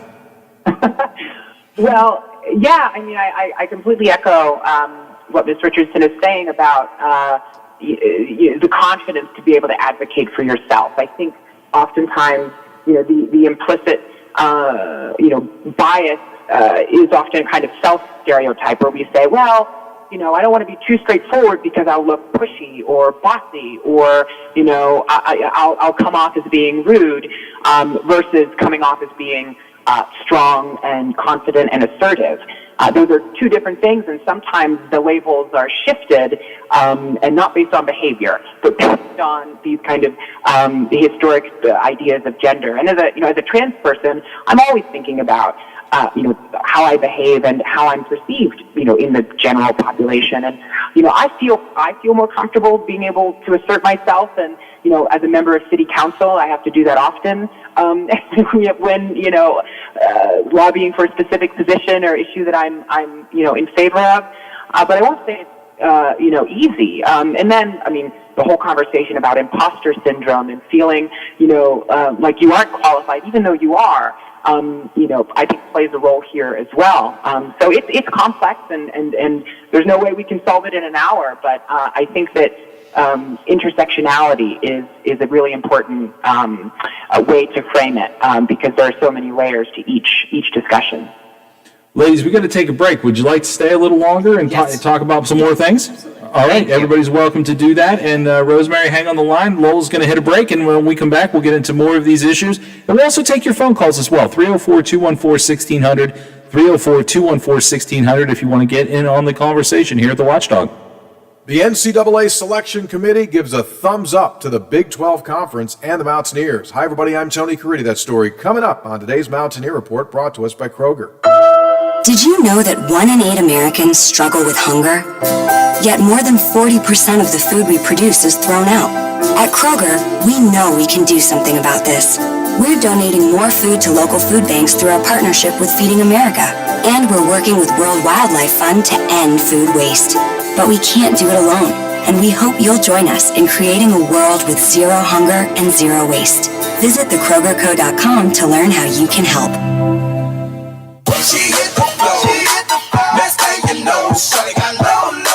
Love getting prices that are lower than low on backyard favorites like grill-ready hamburgers and fresh-picked strawberries? Then shop at Kroger.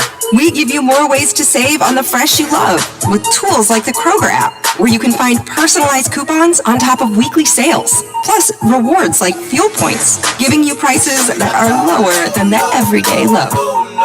Kroger, fresh for everyone. Many of the prognosticators had thought that West Virginia would enter this week's NCAA tournament as a number 4 seed, but it did not come out that way. Selection Sunday is now history, and West Virginia will enter this year's tournament as a number 3 seed, and they'll open up play on Friday against Morehead State, two teams that geographically are relatively close to one another. However, they've only played 3 times on the basketball court. First ever meeting, 1980, then a meeting in 1981, and then the most recent game, 10 years ago, 2011, West Virginia and Morehead State inside the Charleston Civic Center.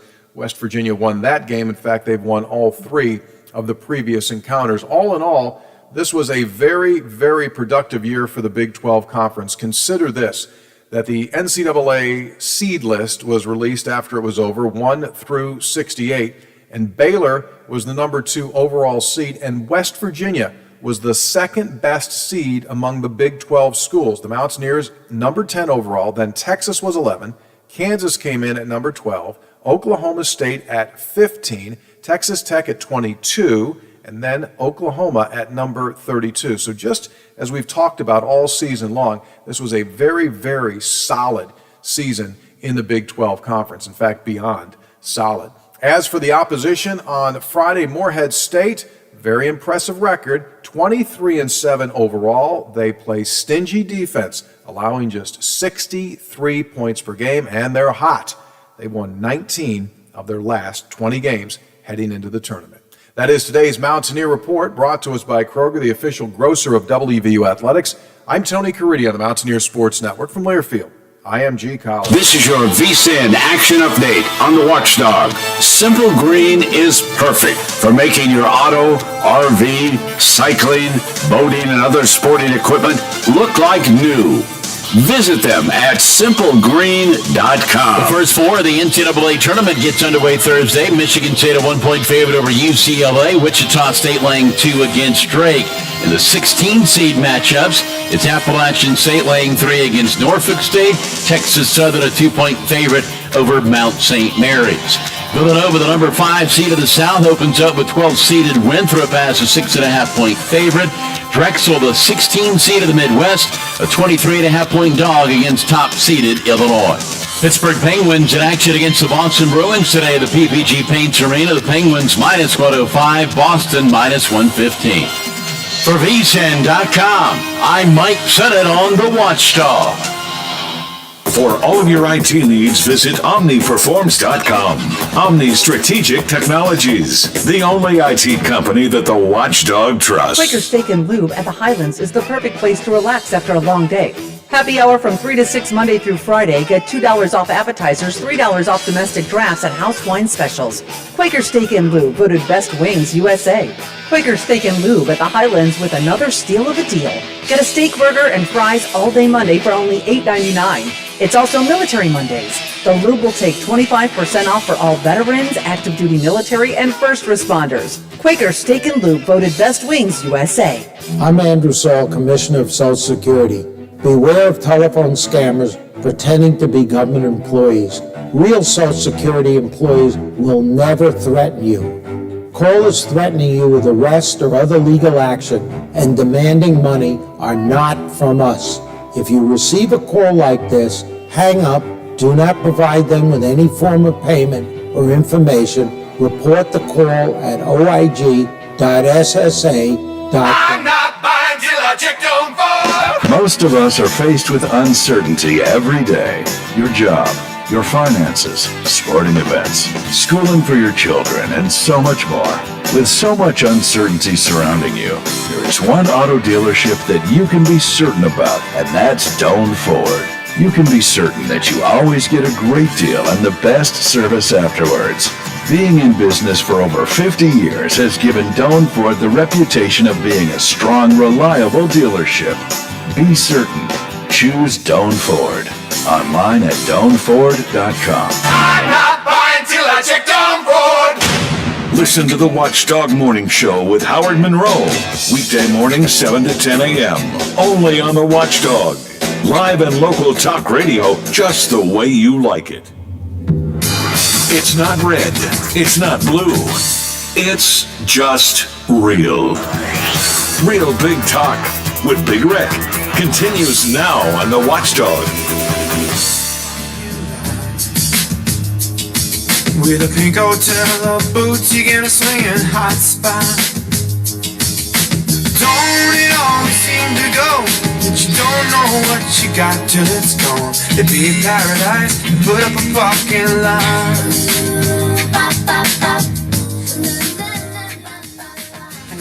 Yeah, Jenna? Yeah, you tell the whole class. If you're going to talk about it, you have to tell everybody. Oh, well, I was just seeing what we could do to segue the conversation into how to be an ally for women. Well, we're going to talk about that. Welcome back to the show. My name is Big Rick. This is Real Big Talk. I'm joined by Jenna Richardson. Rosemary Ketchum is on the phone, and Lori Jones is here in studio with us. And Jenna, the floor is yours. All right. Yeah, I think that we can talk about all of these issues and what's wrong with everything until we're blue in the face. But I think that there are people that really do want to make real change. They're just not sure how. Well, I think we're all not sure how. In fact, Rosemary and I talked last week or the week before about just learning. People in the simplest of forms have to learn how to address people who are well, I don't even know if it's different, but just in things we're not traditionally used to. Like, I don't know what it's like to be a trans person. This is what Rosemary and I talked about. So I asked her, how do you find out the best way to go about approaching situations that you don't understand? But really, it can go all the way to as simply as how do you become an ally for women? How do you push women forward? And I think it starts with knowing how to address people properly, which a lot of people don't. A lot of people don't. Well, no, Jenna, if you're going to tell us, how do we become an ally for women? I mean, I can't tell you. All I can do is be friendly and try to do my best. But this is you're strong, experienced women out there in the world. Like you tell us. Yeah, I think that a lot of it just begins with asking. What do you need? I think that in the workplace, whenever we're given tasks that are kind of gender oriented, I think that women also need to feel comfortable having those conversations. That really radical honesty that's going to open that up, because a lot of people just don't know where to start, and if you open that door for them, I think that really great things can happen. No, I think that, I guess, generally of everyone. If someone needs help, and this is something I'm going to ask that may come back and bite me, but I'm going to ask anyway. If Jen, if I saw you lifting 10 boxes, and I came over and said, "Hey, let me get those for you," is that okay now? I mean, because there's a lot of people that say, "I don't need your help. I can do this myself." Well, what if it's just a good-natured? If you carry 5 and I carry 5, you're done in half the time. Right. I think that's a good question of it. Would you ask your male colleagues that same thing if you see them with 10 boxes, walking down the street? I think for the most part, I wouldn't even ask. I would just do it. Right. That's the thing. I would just do it. But honestly, I think a lot of men these days are concerned about. I worked with a girl I just absolutely loved in Florida, and she had the funniest picture above her computer, and it said "Surviving Mansplaining Survivor 2019." Because and if you don't know what mansplaining is, it just means women feel like men do nothing but explain things as opposed to just let them do that themselves. Is that an accurate description? Yes. Like if I ask you what time it is, please don't tell me how to build a clock. I don't know how to build a clock. Yeah. So I can see where that comes from. I can totally see from a woman's point of view where it's like, look, buddy, I can figure out how to, do this. It's insulting. But yeah, at some point, I think at this point, the men that are willing to and understand that women are moving forward and doing bigger things and becoming bosses and captains of industry and city council women and they're doing things that maybe that some men have never seen. The ones that are willing to accept it, kind of like me, I don't know where the line is. If I try to just say, "Hey, Jenna, can I help you carry those boxes?" Sometimes the reaction is, "Hey, thanks for the help," and sometimes it's, "I can do it myself." Where do we know what to do? Or is it just trial and error until you get your face bit off, or until you say, what is it? Because that's where some men are. Right. I think that being willing to try goes a long way. Rosemary and I have had a lot of conversations about, her being trans, and it's not something that everybody knows everything about just innately. You have to learn about it, and there is some trial and error. And we've had those conversations where I'm like, "Is it okay to ask this? What about this? Like, is it okay if I think that it's more about being curious than it is about being correct all the time, because it's that the key word here is implicit bias. If you don't have the awareness, how are you going to change anything?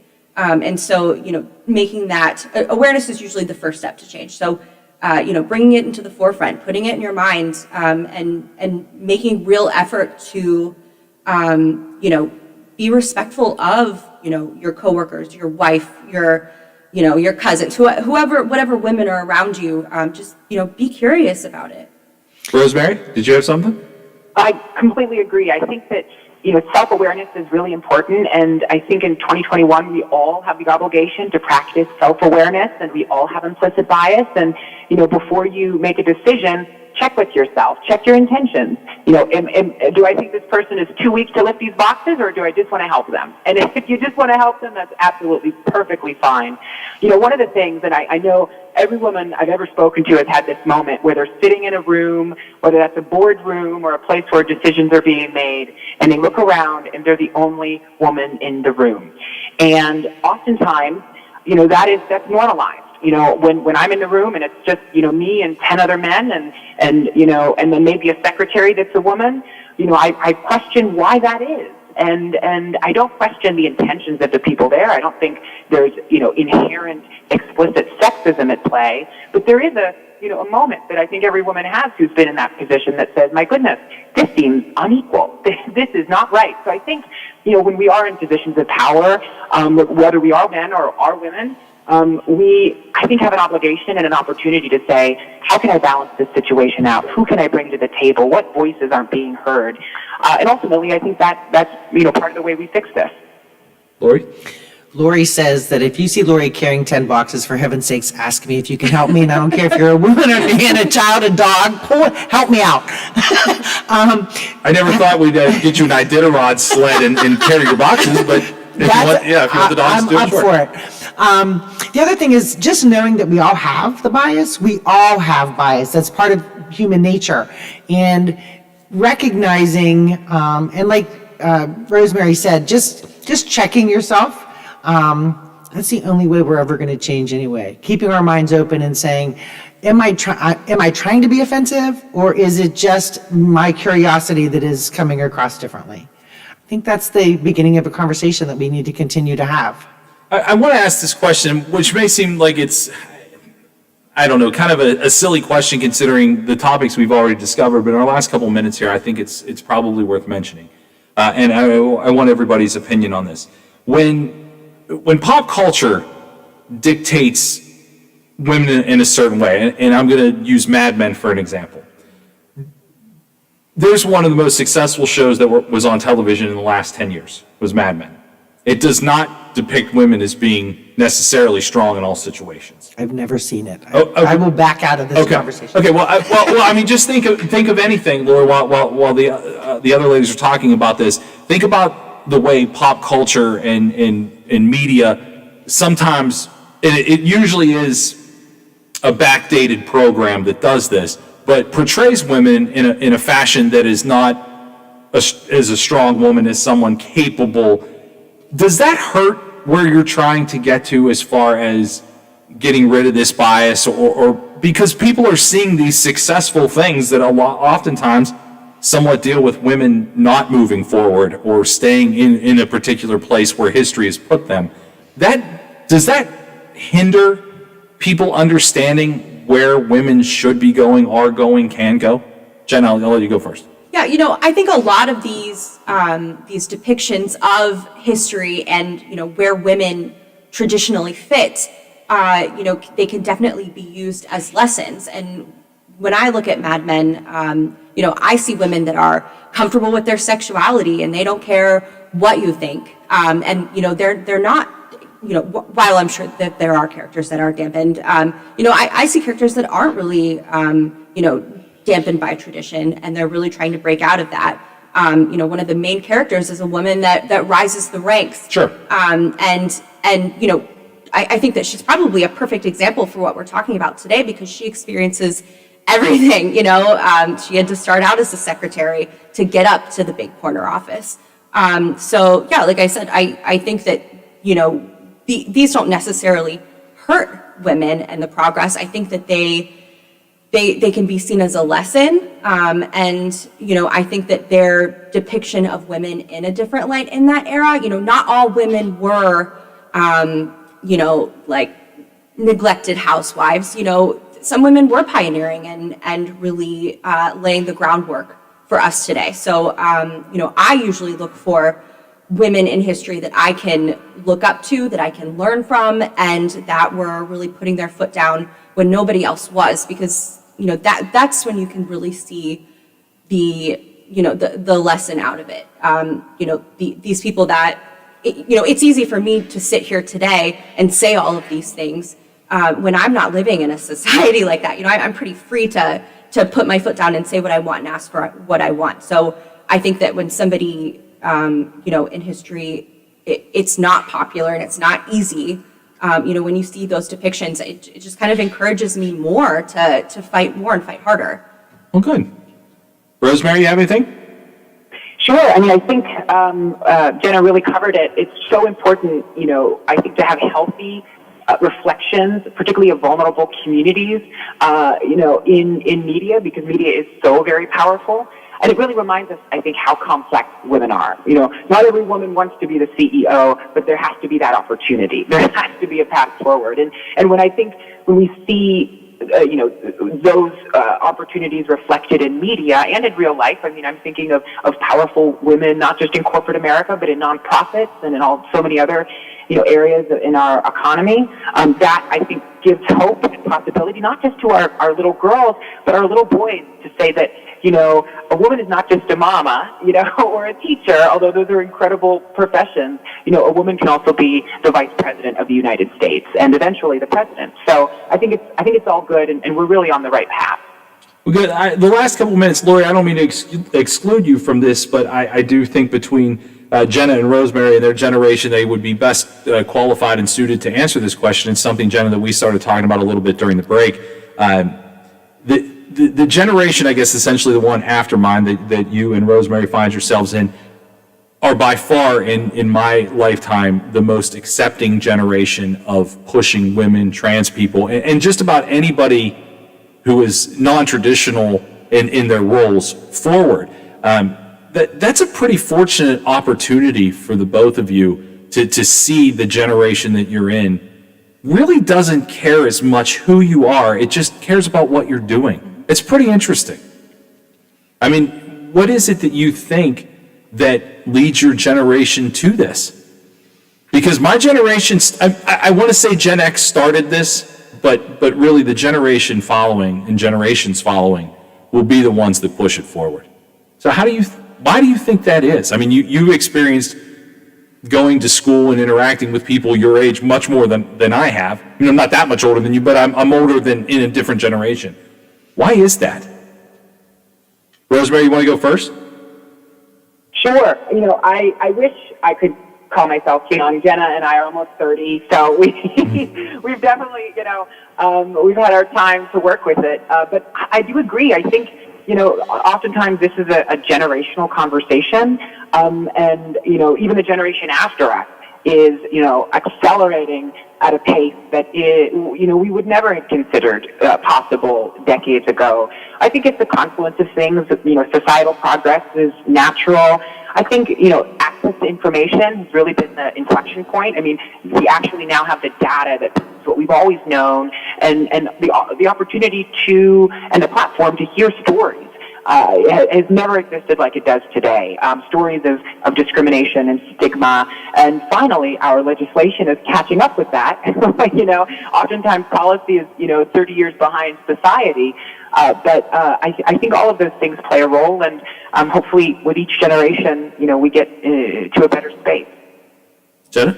Yeah, I definitely agree with a lot of what Rosemary's saying. I'm sure that when, our parents were, fighting against the Vietnam War or, fighting in it, those are probably really radical issues to want peace and to be fighting for all of that. So, I think that it does kind of go generation to generation. But one thing that I've really seen is, our generations, we're very intolerant to injustice.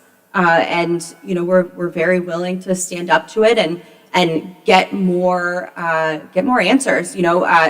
We heard you when we came in. You were talking about, is Elvis still alive? And I think that one of the things that my generation has in common is that we're willing to dig a little deeper, like ask more questions. And I'm sure that our ability to have more access to technology, and you can be much more inquisitive in your generation, for sure. Exactly. Mm-hmm. Yeah, you absolutely can. Well, ladies, I appreciate all the time today. I hope this is what you wanted. This is exactly what I wanted. I can't thank you, Rec, enough, and Lola, WKKX. You guys are great. You take every conversation we ever want to talk about and turn it into a real conversation. We appreciate the platform. Well, you're very welcome. Rosemary, nice to talk to you again. Thanks, Rick. Thanks, Lola. All right, take care, everybody. And Lola and I will be back to wrap up the show. Ladies, we appreciate your time today. This is The Watchdog. Yourself, because the past is just a goodbye. Teach your children well. Their father's help did slowly go by, and feed them on your dreams. The one they picked, the one. The Watchdog is FM 98.1, AM 1600 WKKX Wheeling, FM 97.7, AM 1370 WVLY Moundsville. The ABC News is brought to you by Thomas Auto Centers, Mall Road, St. Clairsville. Get the best deal at Thomas Auto Center. From ABC News, I'm Dave Packard. The COVID relief bill has passed. Now the job of getting those billions to the right people and businesses. Today, President Biden named his point man. President Biden says the last administration removed the waste and fraud police during the last COVID bill. Mainstream businesses from hardware stores to beauty salons that needed the help most were left behind. Former Economic Advisors Council Chair Gene Sperling, responsible for making sure that doesn't happen again. He'll be the point man for states and companies to ensure they get what Congress approved. Andy Field, ABC News, Washington. Today, House Minority Leader Kevin McCarthy led a delegation to the border at El Paso, Texas, where he called the influx of unaccompanied young people the Biden crisis. I came down here because I heard of the crisis. It's more than a crisis. This is a human heartbreak. Legal advocates checking on conditions for migrant children held in U.S. custody report many are afraid, unable to contact family members, and have limited access to the outdoors. 3 people are dead after a car rammed into a homeless encampment in San Diego today. The 71-year-old driver is being investigated for driving while impaired. San Diego Police Chief David Nislight saying it appears police got a call from concerned drivers just before the man drove his car into a curb and plowed through a homeless encampment. Our officers got there and saw multiple people down, multiple people struck by a vehicle. On scene, 3 victims were killed. Debris was strewn all over. 9 in total were hit and injured. Alex Stone, ABC News. In Minneapolis, a 9th juror has been seated in the trial of Derek Chauvin, the officer charged in the George Floyd murder case. Meanwhile, Minneapolis Police Chief Medalia Arradondo expressing his relief that new protests in the city have been free of violence. We want to continue to thank all of those who have gone out and demonstrated. To date, all of those gatherings have been peaceful. You're listening to ABC News. Professor Wilson? Yes? What do I do if I have a business with cash flow problems? This is science class, Thomas. Yeah, but people say you know everything. Do you? Well, oh, look, it's time for our break. Okay, nobody knows everything, but you can learn a lot fast with Blinkist. Blinkist is an app that takes key insights from over 4,000 nonfiction bestsellers and gathers them into 15-minute blinks to read or listen to. Nonfiction books in over 27 categories, from self-help and personal development to entrepreneurship, science, investing, and more. With Blinkist, you can learn the main points of an entire book in just 15 minutes. Now, where were we? Cash flow issues. Ah, yes. Start with lowering overhead. There are several creative ways you can... No more, no faster with Blinkist. Right now, radio listeners get 25% off plus 1 free week when you go to Blinkist.com/grow. To get this special offer, go to Blinkist.com/grow. That's BLINKIST.com/grow. Transportation Secretary Pete Buttigieg visiting a UPS facility in Landover, Maryland, delivering vaccines to Washington, D.C. and Maryland. The secretary was also asked about people planning to travel for a spring break. Pay attention to CDC guidelines. And as you know, the CDC is still asking people to really think about when and where and whether you need to travel. If you're traveling, make sure to follow all those precautions. And in particular, make sure to respect what the flight crews are asking of you. Mank leading Oscar nominations with 10 nods. Only 8 films nominated for Best Picture. There could have been 10 on the list. We're going to Chicago. The Trial of Chicago 7, The Father, Judas and the Black Messiah, Mank, Inari, Nomadland, Promising Young Woman, and Sound of Metal. In the directing category, 2 women nominated in the same year for the first time ever. Nomadland's Chloe Zhao and Promising Young Woman's Emerald Fennell. Thomas Vinterberg was a surprise nominee for the film Another Round. Minari's Lee Isaac Chung and Mank's David Fincher also nominated the Oscars. Air April 25th on ABC. Jason Nathanson, ABC News, Hollywood. If you feel like taking a nap, well, you should do it. Today is National Napping Day. Studies show that short naps are good for your heart and can boost energy and creativity. Daylight saving time was the inspiration for National Napping Day, which takes place the day after the clocks move ahead. This is ABC News. What's in store right now at your local Staples? Your one-stop shop for shipping solutions. Staples has everything your business needs to ship, like packing materials, mailers, and UPS shipping services. And now, get 20% off UPS Express shipping services at Staples. Plus, buy two, get one free on decorative shipping supplies. Staples can even help you customize your shipping materials to create a memorable unboxing experience for customers. Staples, your total shipping solution. In-store only, ends 4/3/21. Exclusions apply. While supplies last. Dave Packer, ABC News. This is ONN. A mass vaccination site opens this week at the Wolstein Center, Cleveland State University's arena. Lindsey Buckingham with affiliate station WKYC-TV in Cleveland reports. Just yesterday, Governor Mike DeWine announcing during a visit to Cleveland that starting today, thousands more Ohioans can register for the COVID-19 vaccine. Appointments at this week's mass vaccination clinic already filled up, 17,000 to be exact. That means starting tomorrow, a soft opening at CSU with 1,500 people getting vaccinated. More at the official opening on Wednesday. Then by Monday, 6,000 per day will get the vaccine.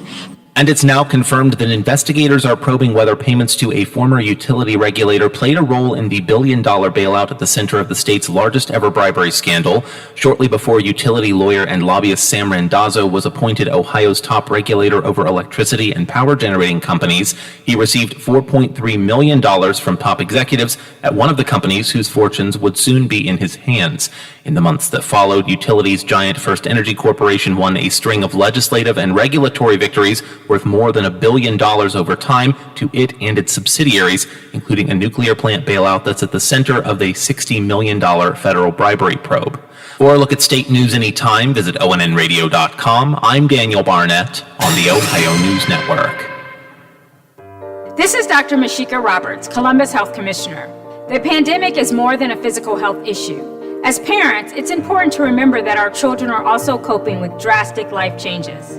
1 in 4 teens misuse a prescription drug at least once in their lifetime. We must talk to our kids about healthy coping strategies and the dangers of prescription drug misuse. Visit don'tliveinDenial.org to learn how to dispose of your leftover pills and talk to your kids about opiates. The 2021 Honda ATV lineup is here to prove it's possible to work smarter and harder. With the power to get the job done, the technology to make it easier, and tried and tested quality to keep you moving forward, the only thing left to add is you. Then you'll understand how life is better on a Honda. Honda recommends ATVs for riders 16 years and older and recommends that all ATV riders take a training course. A serious injury from an accident can be just the start of your worries. What if you cannot return to work? How do you take care of your family if you are disabled? At Gelner Law Offices, we represent seriously injured people and understand their problem. We know how to get you fair compensation. We will work hard to make sure you get the money you deserve for your losses. Don't go it alone. If you're hurt in an accident, call us at 304-242-2900 or visit us at gelnerlaw.com. We'd like to help. Thank you for riding with the Watchdog. Live and local, just the way you like it. Hello, everyone. From the Watchdog, I'm the Storm Tracker, Darnell Foster. With a look at your local weather forecast for your Monday. Look for mostly cloudy skies, a few peaks of sunshine, a daytime high of 47. Chance of seeing a few scattered showers through the overnight, otherwise mostly cloudy, with a low near 41. Early morning showers scattered on your Tuesday. The daytime highs are in the lower 60s as the afternoon sunshine comes out. Have yourself a great day, everyone. From the Watchdog, I'm Darnell Foster. The views and opinions expressed on the following program are not necessarily those of this station or its sponsors. News, talk, sports, and rock is all right here, right now. Back to Real Big Talk with Big Rick on the Watchdog.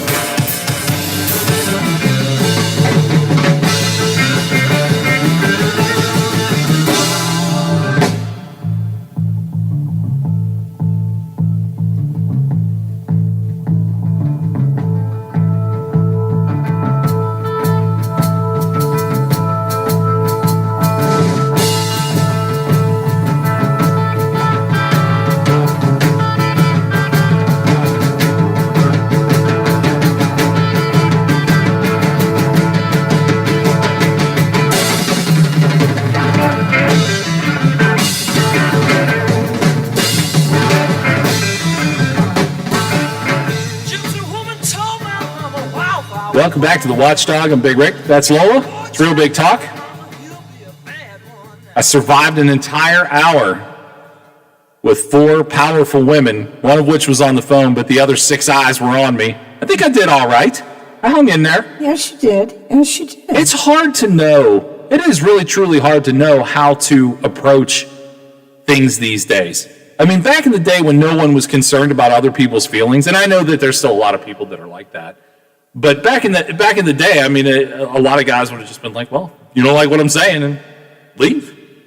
I don't feel that way. I think there's so much to offer by actually listening to other people. I don't think most people, I always have to go back. I hate that I have to backtrack that because I always go all or nothing. I don't think that most people want things that aren't manageable for other people to give to them.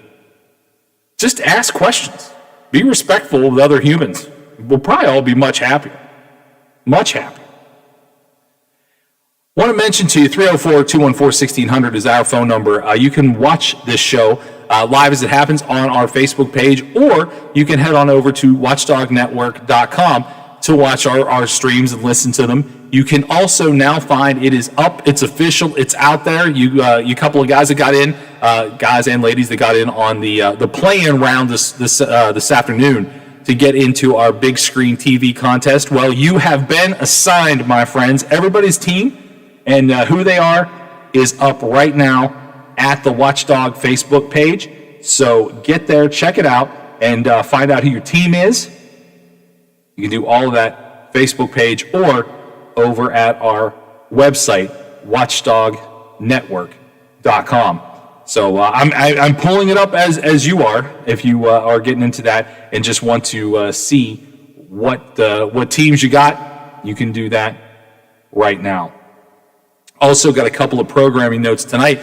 Pittsburgh Penguins look to continue a streak of dominance, really, a thing that we've not really seen out of the Penguins up until the last 5 games, but they just look like a team that can win just about any game. They will be on tonight, WKKX, Penguins versus Boston, in 2 big games against Boston, and also we'll have Lindsley at John Marshall tonight on VLY at 7:30 as the rest of the week goes on. We got a lot of high school basketball. We've got Tuesday night, Wednesday night high school basketball. Penguins back on Thursday. Friday, you're going to get all the basketball you can handle. Wheeling Central at Weirton 7:30 on VLY, and then wait, that has changed. Did I not get to the bottom of the message? Yeah.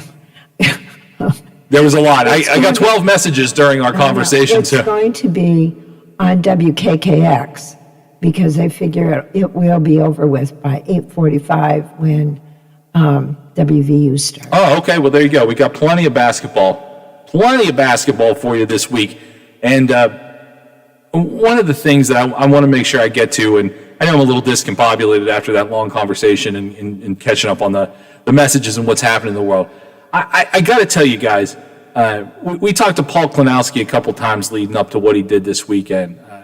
The guy that was going to run for 35 hours wanted to run 100 miles to not only acknowledge some children that are fighting and lost their battle with cancer, but also to raise money for childhood cancer research. Paul hung in there for over 33 hours. In fact, he wanted to continue. He just, between his hip and his leg, went numb, and the doctors pulled him out of the race. But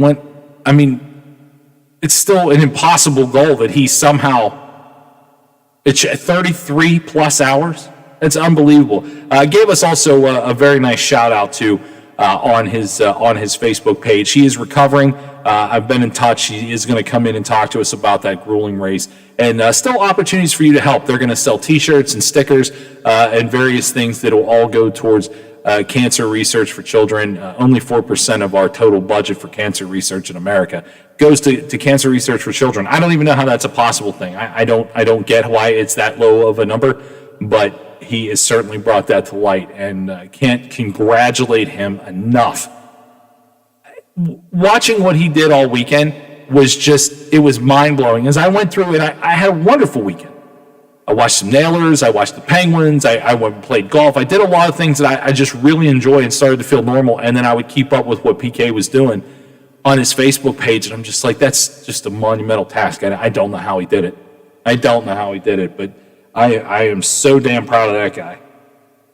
It's just nice to know a human being that can do that, or would even try, for that matter. I mean, I just don't even know anybody else that would even say, I'm going to try to do that, and then actually come through it. I know we're getting up on a break here, but I did want to mention this. I meant to mention it when the ladies were here, but you want to talk about powerful women and what women are doing in this world. I know it's going to sound kind of maybe a little too poppy or whatever you want to say about it, but Taylor Swift did something last night that no human has ever done. She's the first woman to win Grammy Album of the Year 3 times. The first woman to do that, win it 3 times for 3 separate albums. That's you. Beyonce, by the way, also in the idea of celebrating what women can do.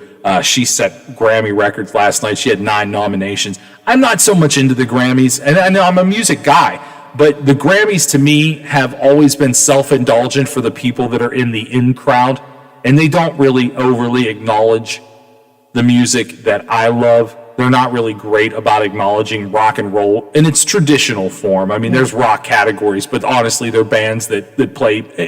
To me, rock music doesn't involve banjos, and that's what a lot of these categories become. You know, it's like banjo. You know, there's a banjo, and it's now the greatest rock band. You got to be kidding me.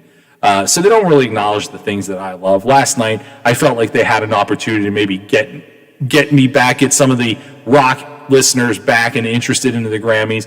I mean, Eddie Van Halen died, and since the last Grammys, you could have had a huge Eddie Van Halen tribute. You tell me you can't find 4 or 5 of the best guitar virtuosos to go up there and pay tribute to Eddie Van Halen?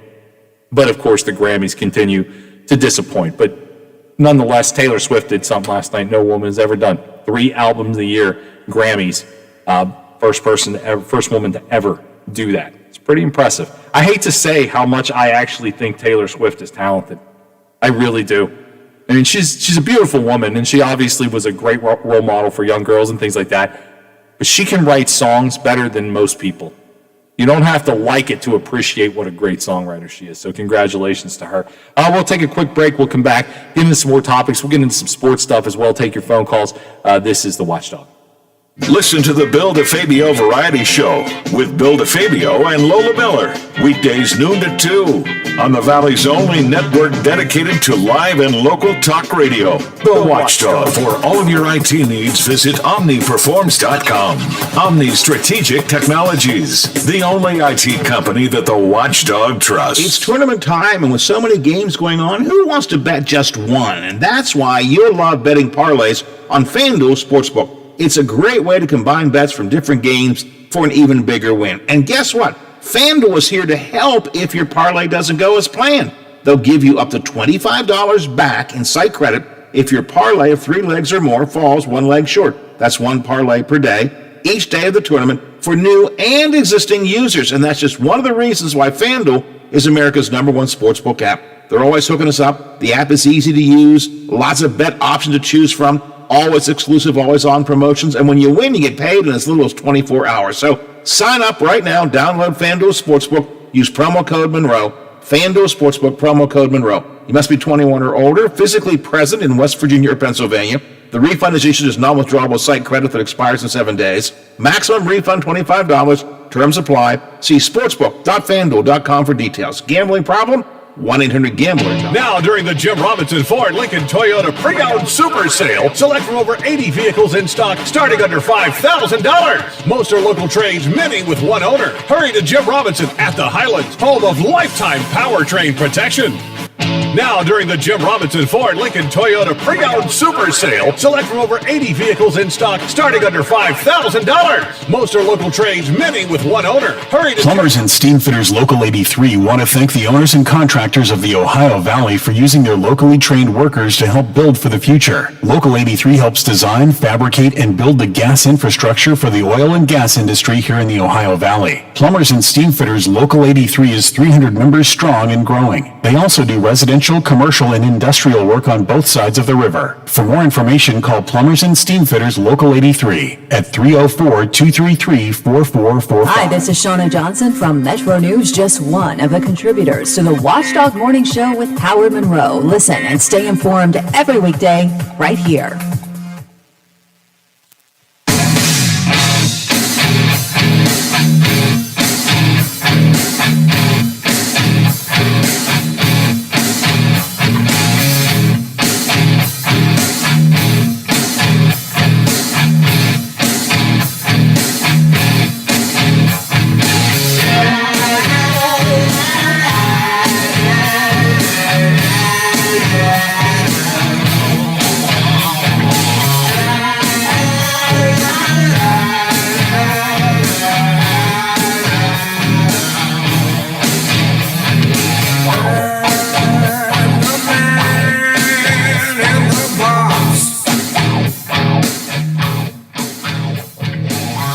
Welcome back.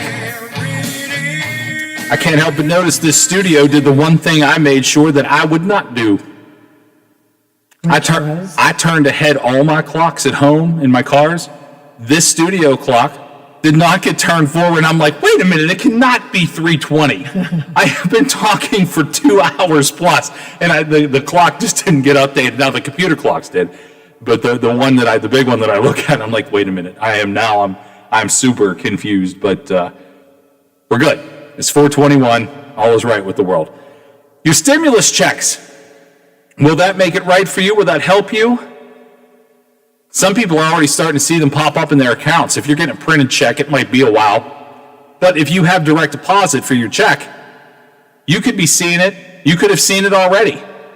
One thing you can do, though, I don't know if you saw this, Lola, but I think it's something that a lot of people probably will want to jump in on, is you can actually track your stimulus check. Did you see this? Yes, and I have a word of warning for everyone. Don't try, if you make a mistake, don't try more than 3 times or you get locked out for 24 hours. I can't check mine until 10 o'clock tonight. I was going to say, this sounds like you had personal experience. Yes, oh, no. At first it said that I didn't, well, it keeps saying my social security number didn't match.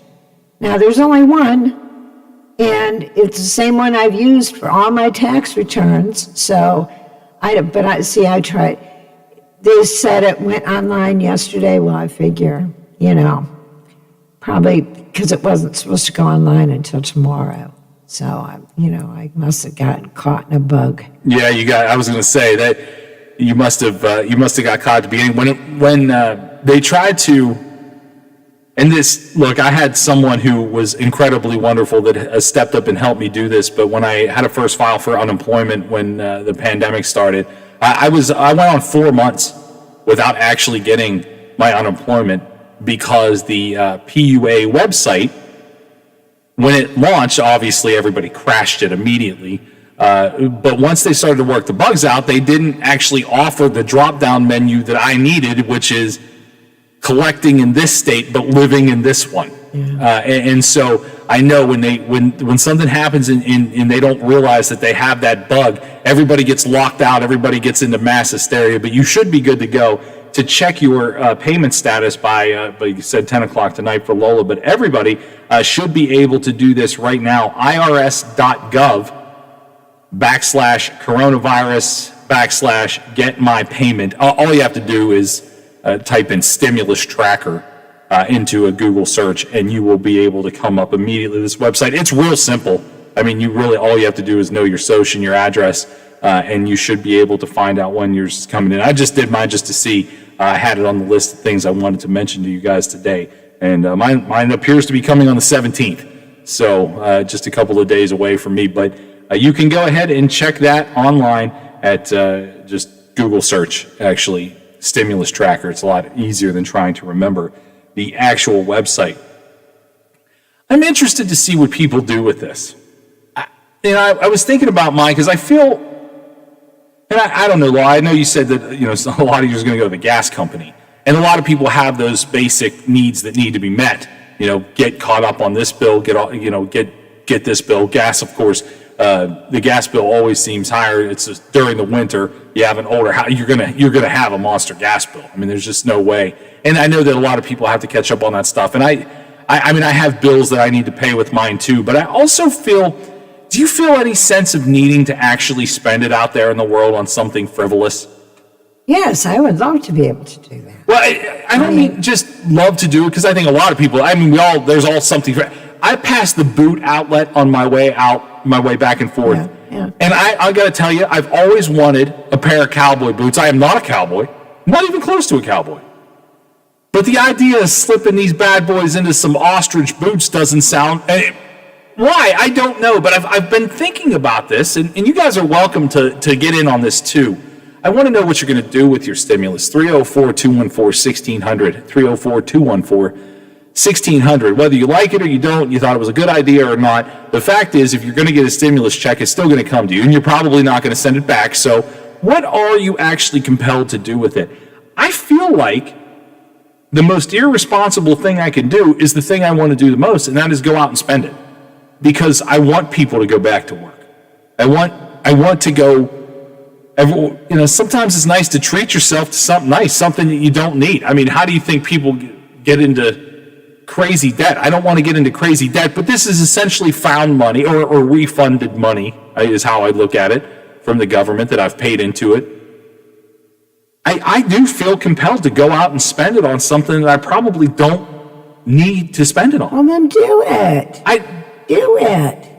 But I know I won't. I'm miserly, and I know that I'm that way. I try to squirrel away anything that I can.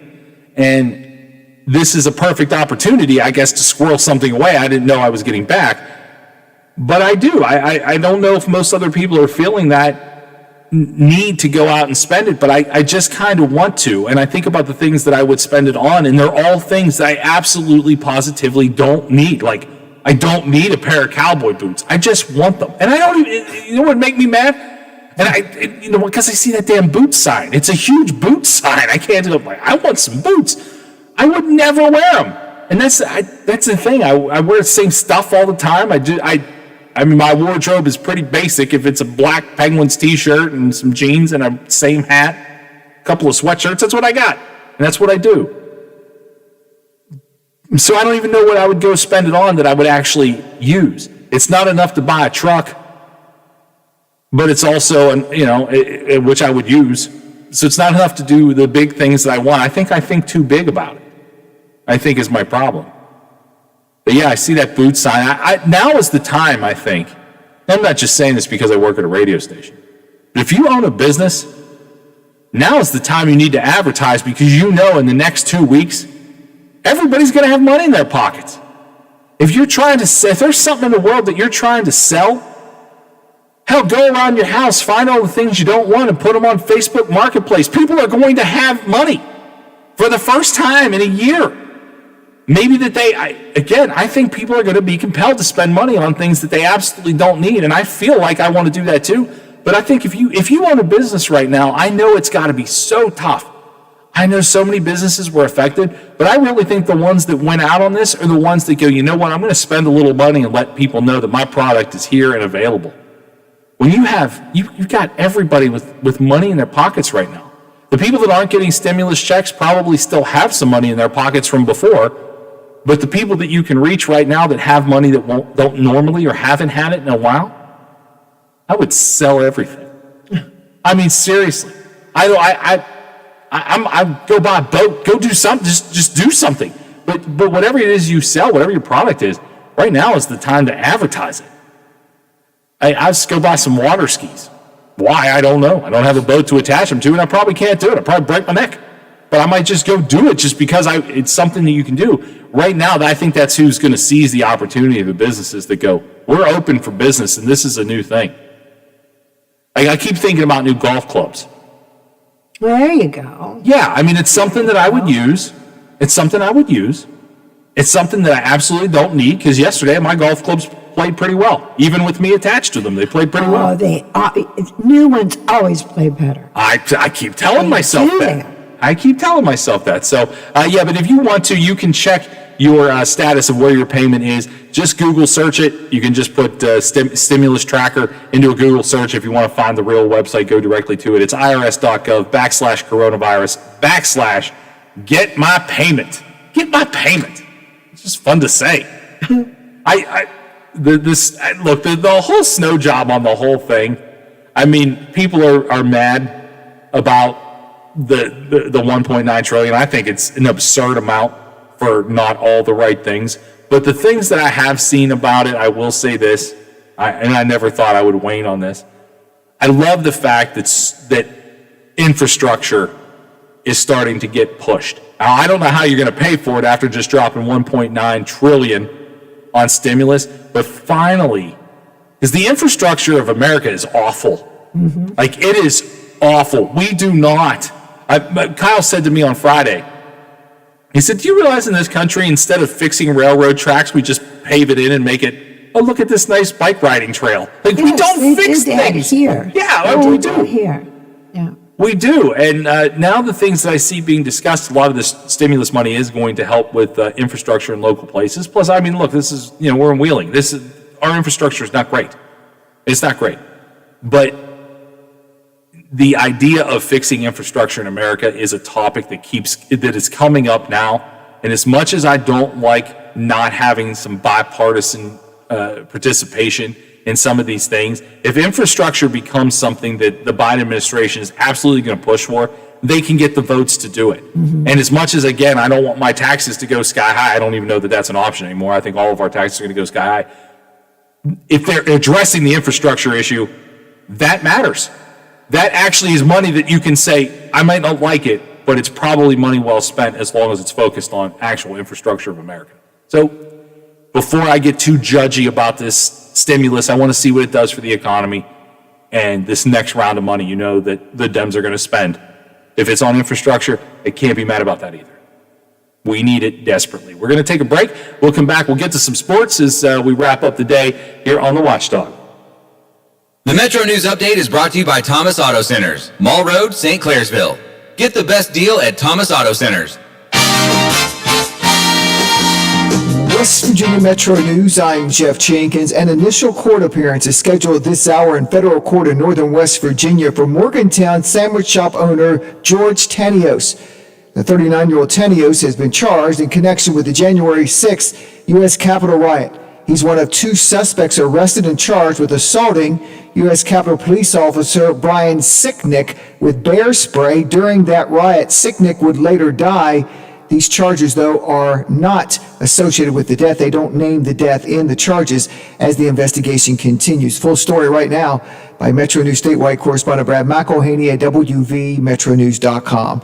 West Virginia Chamber of Commerce President Steve Roberts says they've long supported decreasing the state's income tax, a goal of Governor Justice, but he says they think they can go a different route. We don't really have a difference of opinion about the goal. We do have a difference of opinion about the best route to get there. But Governor Justice not taking kindly to the opposition. If you think that you can buy into the shallowness of the Chamber of Commerce, who's led us, just think about where the Chamber of Commerce has led West Virginia over the last 50 years. You know what they've done? They've led us to dead last. The West Virginia Chamber of Commerce backed the governor in the November election where he won re-election. You're listening to Metro News, the voice of West Virginia. State lawmakers are lined up for committee meetings this afternoon at the state capitol. This is day 34 of the 60-day legislative session. Both the House and Senate had floor sessions earlier today. Two suspicious deaths are under investigation by state police in separate parts of the state. These are separate cases. One is in Clay County, the other in Putnam County. And clouds are on the increase this afternoon in some parts of the state. Rain expected to begin, but we'll have a warming trend for the rest of the week. From the Metro News Anchor Desk, I'm Jeff Jenkins. AutomotiveMap.com presents the Sports Flash, powered by The Score on The Watchdog. I'm John Thayer. Wizards look to get back on track tonight against the Milwaukee Bucks. Washington has dropped 3 straight games in 5 of the last 6. Washington is 14-23. NHL, the Capitals in Buffalo tonight. They'll take on the Sabres. The Caps have won 4 straight. Penguins return home tonight. They'll host the Boston Bruins. The Penguins have won 5 straight games. The Bruins have won the 2 matchups between the two teams this season. The Bruins have dropped 3 3 of their last 4. West Virginia will play Morehead State to open the NCAA tournament on Friday. The Mountaineers are 18-9 on the season. Maryland Terrapins are a 10th seed in the tournament, and they'll play the 7th seed, UConn. Download the Score app today. Lightning fast sports alerts so you never miss a thing. It's why the Score app is one of North America's most popular sports apps. I'm John Thayer with the Sports Flash, powered by the Score on the Watchdog. What can give you a competitive edge in today's red-hot housing market? Rocket can. That's because Rocket Mortgage can give you a verified approval. It could help your offer stand out, because when you find the perfect home, you don't want to lose it to anybody else. Rocket Technology provides a rock-solid verification of your income, assets, and credit, giving sellers and their agents greater confidence in you. We've already helped over 1 million clients just like you reach their home financing goals this year alone. So remember this, what can help you buy the home you really want? Rocket can.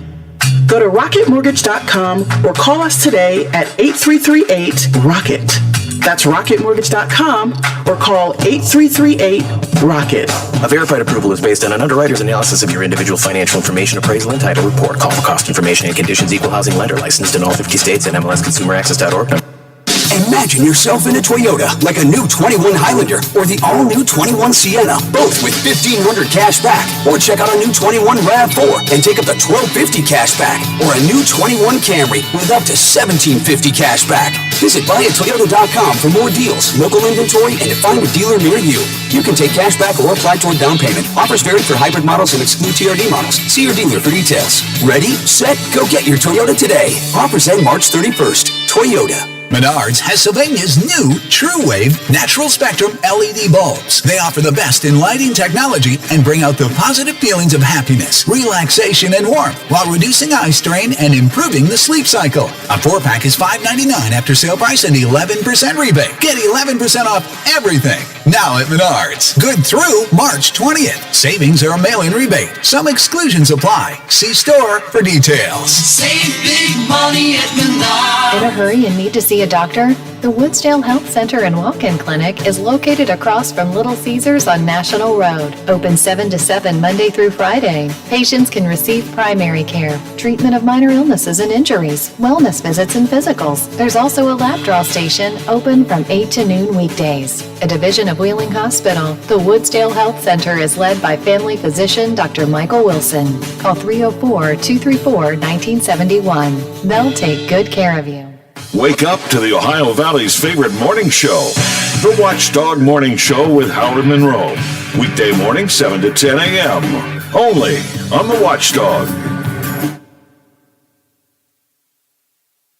Round, get around, I get around, yeah, get around, round, round, I get around, I get around, get around, round, round, I get around, get around, round, round, I get around, get around, round, round, I get around, get around, round, round, I get around. I'm getting back driving up and down the same old strip. I gotta find a new place where the kids are hip. My buddies and me, you're getting real well known. Yeah, the bad guys know us and they leave us alone. I get around, round, round, I get around, get around, round, round, I get around. Welcome back. I'm Big Rick. That's Lola. It's Real Big Talk. That's a pleasant Monday. I hope it stays that way. I mean, just real quick, knock on some wood. But yeah, it has been a pretty pleasant Monday. Thank you for your participation in the show. Whether you called in, text in, or hit the comment button, we do appreciate that. For those that are involved in our big contest to win the big flat screen TV for March Madness, the brackets are up, our Facebook page and over on our website, Watchdog Network. We were talking about the stimulus check. One quick thing I wanted to add to that before we move on. That $1,400 that you may have coming to you could actually be seized by your debt collectors. Now, I don't know exactly how that process is going to work, but it's been put out there pretty much that if you are owing back taxes, if you have a lien against your paycheck, and you're behind, they could take your $1,400. Well, that is a terrible way to stimulate the economy by actually paying your bills. That is a terrible thing to do. How mad are people going to be? I mean, I get it. When you owe money, it's tough because you have to pay it back. But there are people out there that are needing that money to survive, to just push forward. And could you imagine if they already owe money to somebody else and it's like, oh, I'm going to, be able to keep my house, keep rent. And I think there are a lot of different things that are in the works and part of that are going to allow people to be able to stay where they are and things like that. But yeah, could you imagine that? Your $1,400, it's like, oh, congratulations, you have $6 left after all these things came out of your $1,400 stimulus check. That would really stink. So if you know somebody that might be in that position, let them know that is a thing that could actually happen. That would be such a low blow. Oh man. My gosh. Yeah, I mean it is. It would that is. I get it. You have to pay your bills. I hate it too. I hate paying my taxes more than anything in my life. Hate it. But if that's just the way it works. I mean, tax returns often do the same thing. If you have money coming back, but you owe money out, they take it out of your tax return. If you are delinquent on student loans, I think they do that as well. It's like, well, you're delinquent on your student loans and you're not in forbearance or whatever they call that. So it's like they can take it. Well, they can do that with your stimulus check too. That is a raw deal if it happens to you, and I'm sorry in advance. I don't know if anybody caught this, Lola. I know we're just catching up as you were out the last couple of days. So happy that you are now fully vaccinated. It's a wonderful thing. My second, yeah, it is. My second one will come on Friday, and I know I never in my life thought I would be looking forward to actually getting a shot, but I am. And if I'm sleepy all weekend, if I don't feel good all weekend, then so be it. But the confidence I'll have to go out there in the world and mix it up a little bit more will also make me feel much better than a sad weekend staying at home and watching movies on my couch.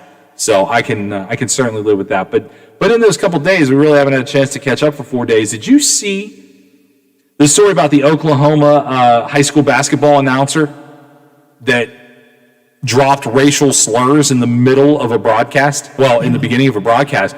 The basketball team is a girls' basketball team in Oklahoma, who actually, congratulations to them, went on to win the state championship in spite of all this crazy controversy that surrounded the team for the last couple of days. But basically what happened was the young ladies on the basketball team decided to kneel during the national anthem. This particular announcer did not handle that well. And on a hot mic, unbeknownst to him, mumbled a racial slur. I mean, the things he said weren't nice, but certainly there was a slur in there.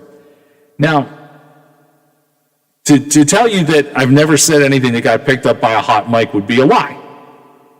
But I also would never use that word, so I'm not worried about that. But sometimes people forget to turn the mics off. So, I mean, that happens. It happens. When you are in this business, it's ultimately some point people will hear you saying or catch you saying something else that you're not supposed to be heard actually saying. But that's just something you're not supposed to say. You would have thought at some point this man would have gone, boy, there seems to be a lot of this going around. Perhaps I should have learned from, you're telling me somebody in Oklahoma has never heard of Morgan Wallen? Come on. All the things that are happening in this world, and that's still where you go with it. So did you see his defense? Why he said it? No, I'm sorry, I missed that. He said he's a type 1 diabetic, and he blamed his blood sugar spiking as a reason to say a racist thing. Now, he's come forth and apologized all he can. And I think if your apology comes right after you do something stupid, I think it probably doesn't come off as sincere. I think if you take a day to reflect and go, look, I have just made the worst mistake ever, and you fall on the sword, then maybe redemption is possible.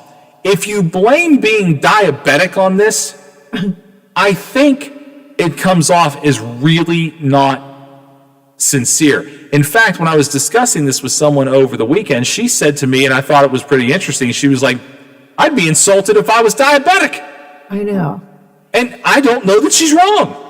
when you make a mistake like that and you try and rationalize it any which way but loose, it's not, people are not going to believe you. No, and that's, look, blood sugar spiking is absolutely getting too low, getting too high. All those things affect people. I have plenty of people in my life that are diabetic. I have plenty of people in my life. And that can affect you, but it doesn't make you racist. Blood sugar will never be the reason to be racist. And I just thought that was probably the worst excuse I ever heard for saying something so awful because of my blood sugar. Yeah, ridiculous. This was a fun one. A Washington man is accused of stealing a 400-pound slide from a playground and mounting it to his child's bunk bed in his mobile home. This guy stole a playground slide and put it in the trailer. How the hell do you even get it? First of all, how many people does it take? Because I get it. Some people can lift 400 pounds. I'm not that guy. But with a couple of friends, I probably could move it. Here's the thing about stealing playground equipment. It probably goes very slowly. People will see you. It's like, oh, look, there's Jim walking down the street with a slide across his back. Someone would probably notice. This guy actually managed to mount it inside his kid's room in his trailer. The pictures are really what do this story justice, as there's just a giant playground sled in a tiny... He didn't mount it like to a bunk bed, the top? Yeah, he mounted it to the bunk bed so the kid could slide down on his own bunk bed. Well, that's pretty cool. Good parenting, bad precedent. Which one is it? Because really, stealing from the playground is bad. Getting your kid a slide from the top of his bunk bed, pretty cool. So I don't know. But he did get arrested, and he was charged with possession of stolen property. And again, the pictures are really what bring it home for you. It's a fun look. We're going to go ahead and take our final break. We'll talk a little sports as we get on out of here for the evening. This is the Watchdog. Wake up to the Ohio Valley's favorite morning show, the Watchdog Morning Show with Howard Monroe. Weekday morning, 7 to 10 a.m. Only on the Watchdog. Over the years, you've brought opioids into your home. They helped when you were in pain, and you held on to them just in case. But holding on to opioids puts your family at risk. Learn more at www.fda.gov/drug disposal. Plumbers and Steam Fitters Local 83 want to thank the owners and contractors of the Ohio Valley for using their locally trained workers to help build for the future. Local 83 helps design, fabricate, and build the gas infrastructure for the oil and gas industry here in the Ohio Valley. Plumbers and Steam Fitters Local 83 is 300 members strong and growing. They also do residential, commercial, and industrial work on both sides of the river. For more information, call Plumbers and Steam Fitters Local 83 at 304-233-4444. Hello, it's John Kozik, founder and president of TurboTrack Realty, and I buy houses as is, fast for cash. Call me today for an all-cash offer on any of your properties, and we can close within days at 614-362-2000, 362-2000. Do you own a property that's outdated and needs thousands of dollars in repairs? Great, I'll buy it. I'm a private real estate investor who can solve your real estate problems fast for cash. Do you want to sell and just be done with it? Okay, great. I buy vacant properties, boarded up houses, pre-foreclosures, and inherited properties. I also buy apartment buildings, rental portfolios, divorce homes. I even buy my tenant won't pay me the rent houses. I look forward to solving your real estate problems today. Give me a call for an all-cash offer at 614-362-2000, 614-362-2000.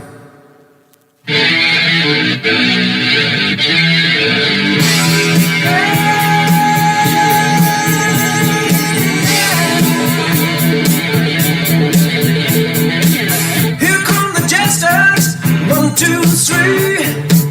It's all part of my fantasy.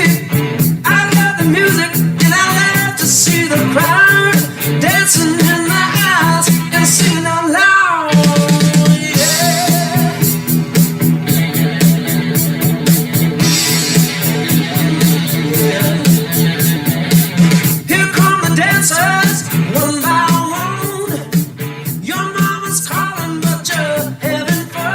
Big Talk. I'm Big Rick. That's Lowell. Getting ready to wrap it up for the day. We'll get to some of your sports headlines. Of course, the NCAA bracket is out. Mountaineers play on Friday. 9:50 is supposed tip-off time. They do it the best that they can as far as making sure that it's, if the game runs later or whatever before it. But that is the expected tip-off time. We'll get you all the information about Mountaineers and times that will air right here on the Watchdog. But, of course, we will have that game for you on Friday. 8:45. Yeah. 8:45 is going to be the pregame time. But, again, the game time could always fluctuate due to whatever's going on before it on the floor. We do have hockey for you tonight. Penguins at Bruins. So we'll have that. And also Lindley at John Marshall. That's going to be on VLY at 7:30. Your bracket, by the way, if you're part of our contest, is up over at our Facebook page and our website, Watchdog Network. Drew Brees, probably the biggest story. Yeah. Finally retired. He was working out, too. His workout videos were being posted online. He looked every bit as Drew Brees-ish as he's ever looked in those workout videos, leading to some speculation that he may not actually retire, but he has officially retired and announced, and this is no shocker to anybody, that he has joined NBC Sports as a broadcaster. He had this deal in place for whenever he retired.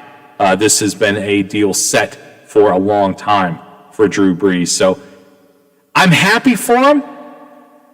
And I don't know if it's just because I'm nostalgic and want to see him play forever because I like him that much and I find him to be such a likable human being. I wish he could have won at least one more. Did you see how they announced it? His kids did. Yeah, adorable. I think that's so cute. Adorable. Yeah, if nothing else, Drew Brees, like him on the field or not, he is certainly a family man, has had his kids around his whole career. As long as his kids have been around, they have been on the field participating. When he actually, his career essentially ended, the night that Tom Brady beat him on the way to the Super Bowl. And at the end of the night, when no one was, it wasn't a public thing, although it did get shared, Tom Brady was tossing balls with Drew Brees to his kids out on the field. And it was a really cool moment to see. I'm glad that is, as much as I hate the COVID era robbed Drew Brees of a final fanfare of walking off the field, whether he won or lost, whether it was a Super Bowl or not, I hate that he didn't get that ovation. It's weird to care about that. I mean, it's not me. It's not my life. He's not my friend. But I feel like he deserved it. I wish he could have come back in one more season and actually had fans cheer him walking off the field. Well, it's you don't have to be his friend to want to admire and acknowledge everything that he has done. And I can just imagine the first game next year, they'll invite him and it'll be a big deal and it'll be cool. Yeah. Yeah. I mean, he's really, you think about it, he's the first person I could think of to ever retire to 0 people. It's weird. The things COVID robbed us of, are very odd to think about.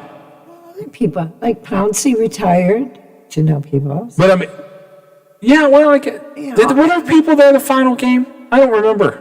He hadn't announced it Yeah, yet. he hadn't announced it yet. Neither did I guess essentially Drew Brees announce it that night. And I don't know. I just wish he would have had some fanfare, but I'm sure they will treat him well in his whatever city he goes to on this new job for him being a broadcaster at NBC. I'm sure that people will treat him right and thank him in many different ways. I'm sure you'll see the first time he plays or does broadcasting in Pittsburgh, I'm sure they'll make a big deal about it as well. Because he's the kind of, I think he is one of those talents that just like when it'll happen to Tom Brady, Cal Ripken experienced it, Derek Jeter experienced it, Lemieux experienced it. When they go to those cities for the next time or the last time, I guess, they're celebrated, they're often given gifts. I think he's enough of a generational athlete that's probably how his last season would have went had it been played in front of people and the opportunity to intermingle with those organizations. So I think he'll see that kind of reception as a broadcaster as he moves on. Over the weekend, Juju Smith-Schuster actually participated in a poll on Twitter that said, will Juju Smith-Schuster stay in Pittsburgh or leave? 89% said leave, 11% said stay. Part of that 89% was actually Juju Smith-Schuster, who participated in the poll. So I would venture to say he is all but out of here as a Pittsburgh Steeler. He's acknowledged to some of his teammates as well that he will not be a Steeler next year. He penned a very nice thanking Pittsburgh. No matter what happens, he was not forthcoming with, is it over? Am I cashed out of here or not? But you don't write a farewell note. Yeah, you don't write a farewell note and thank Pittsburgh for the last 4 years if you have any intentions of coming back. Over the weekend, my buddies and I were discussing what the NFL is doing right now. If you're a player, if you're Juju, this makes sense to me. One of my buddies brought this up yesterday. Steve, if you're listening, this was Steve's thought, and it was correct. If you're Juju and you have the opportunity down the road to make a ton of money, and he does, sign a 1-year deal. Right now, the NFL is looking at a $180 million salary cap. The following season, it's definitely going to go up, and I would say exponentially into the $220 million range. If you sign a 1-year deal, you have the flexibility, if you don't like where you went, to leave again. And if you make sure they can't franchise you, then you can really feel free to make all the money that you can make next season, but don't have to be overly committed to wherever you go. If he signs with the Raiders right now for 5 years, the Raiders look like one of the teams, the Jets look like one of the teams that are super interested, you have to be a Jet. That sucks. Nobody wants to do that. I mean, seriously, so if you go there for 1 year, you take all the money you can make this season, and then go, you know what, this really is a terrible existence, and I don't want to live here. Sign that 5-year deal the following season with another team. You'll probably make more money. Oh, absolutely. This for all the things, my friends both really really lean to the side of the players. And it's not so much that I lean to the side of ownership, but my friends have a much more compassionate feeling for the players than I have per se. But for me, I think this is a player like Juju's year to use the league's whatever against them. All right, fine, I'll sign 1 year, but next year you're going to have to probably pay me $2 million more than you'd pay me this year to sign a long-term deal because they'll have the cap availability to do it. Yeah. And so I think that's probably, for the first time in a long time, to the player's advantage. Now, if you're just somebody that's trying to keep in the league, then you're gonna sign where you sign for what you can sign for, because if not, there's no guarantee that you're going to make a team. But if you're a Juju, the world is your oyster. Go out there and do your thing. And we'll finish up on this last note. Not that I personally don't care, but it does involve the world of baseball. Did you see that J-Lo and A-Rod broke up and then all of a sudden they're not broken up anymore? Oh, it's just one of those little tiffs. Well, apparently A-Rod likes the Instagram models. That's his thing, apparently. So they say he got tied up into that. And a press release, because they're such a power couple, they have to have a publicist for their relationship. And they each have personal ones, but they have one just for their relationship. I thought I was going to be able to slide in there on J-Lo because she was finally single, but lo and behold. Just wait. Yeah. Rick, your chance will come again. From A-Rod to a guy that does an afternoon talk show in Wheeling, so are the days of our lives for J-Lo. You guys have a fantastic rest of your day. I'm going to go call a hockey game because I love doing that. You guys enjoy Pittsburgh Penguins hockey tonight. Thank you, Lowell. We'll talk to you guys tomorrow at 2 o'clock on The Watchdog.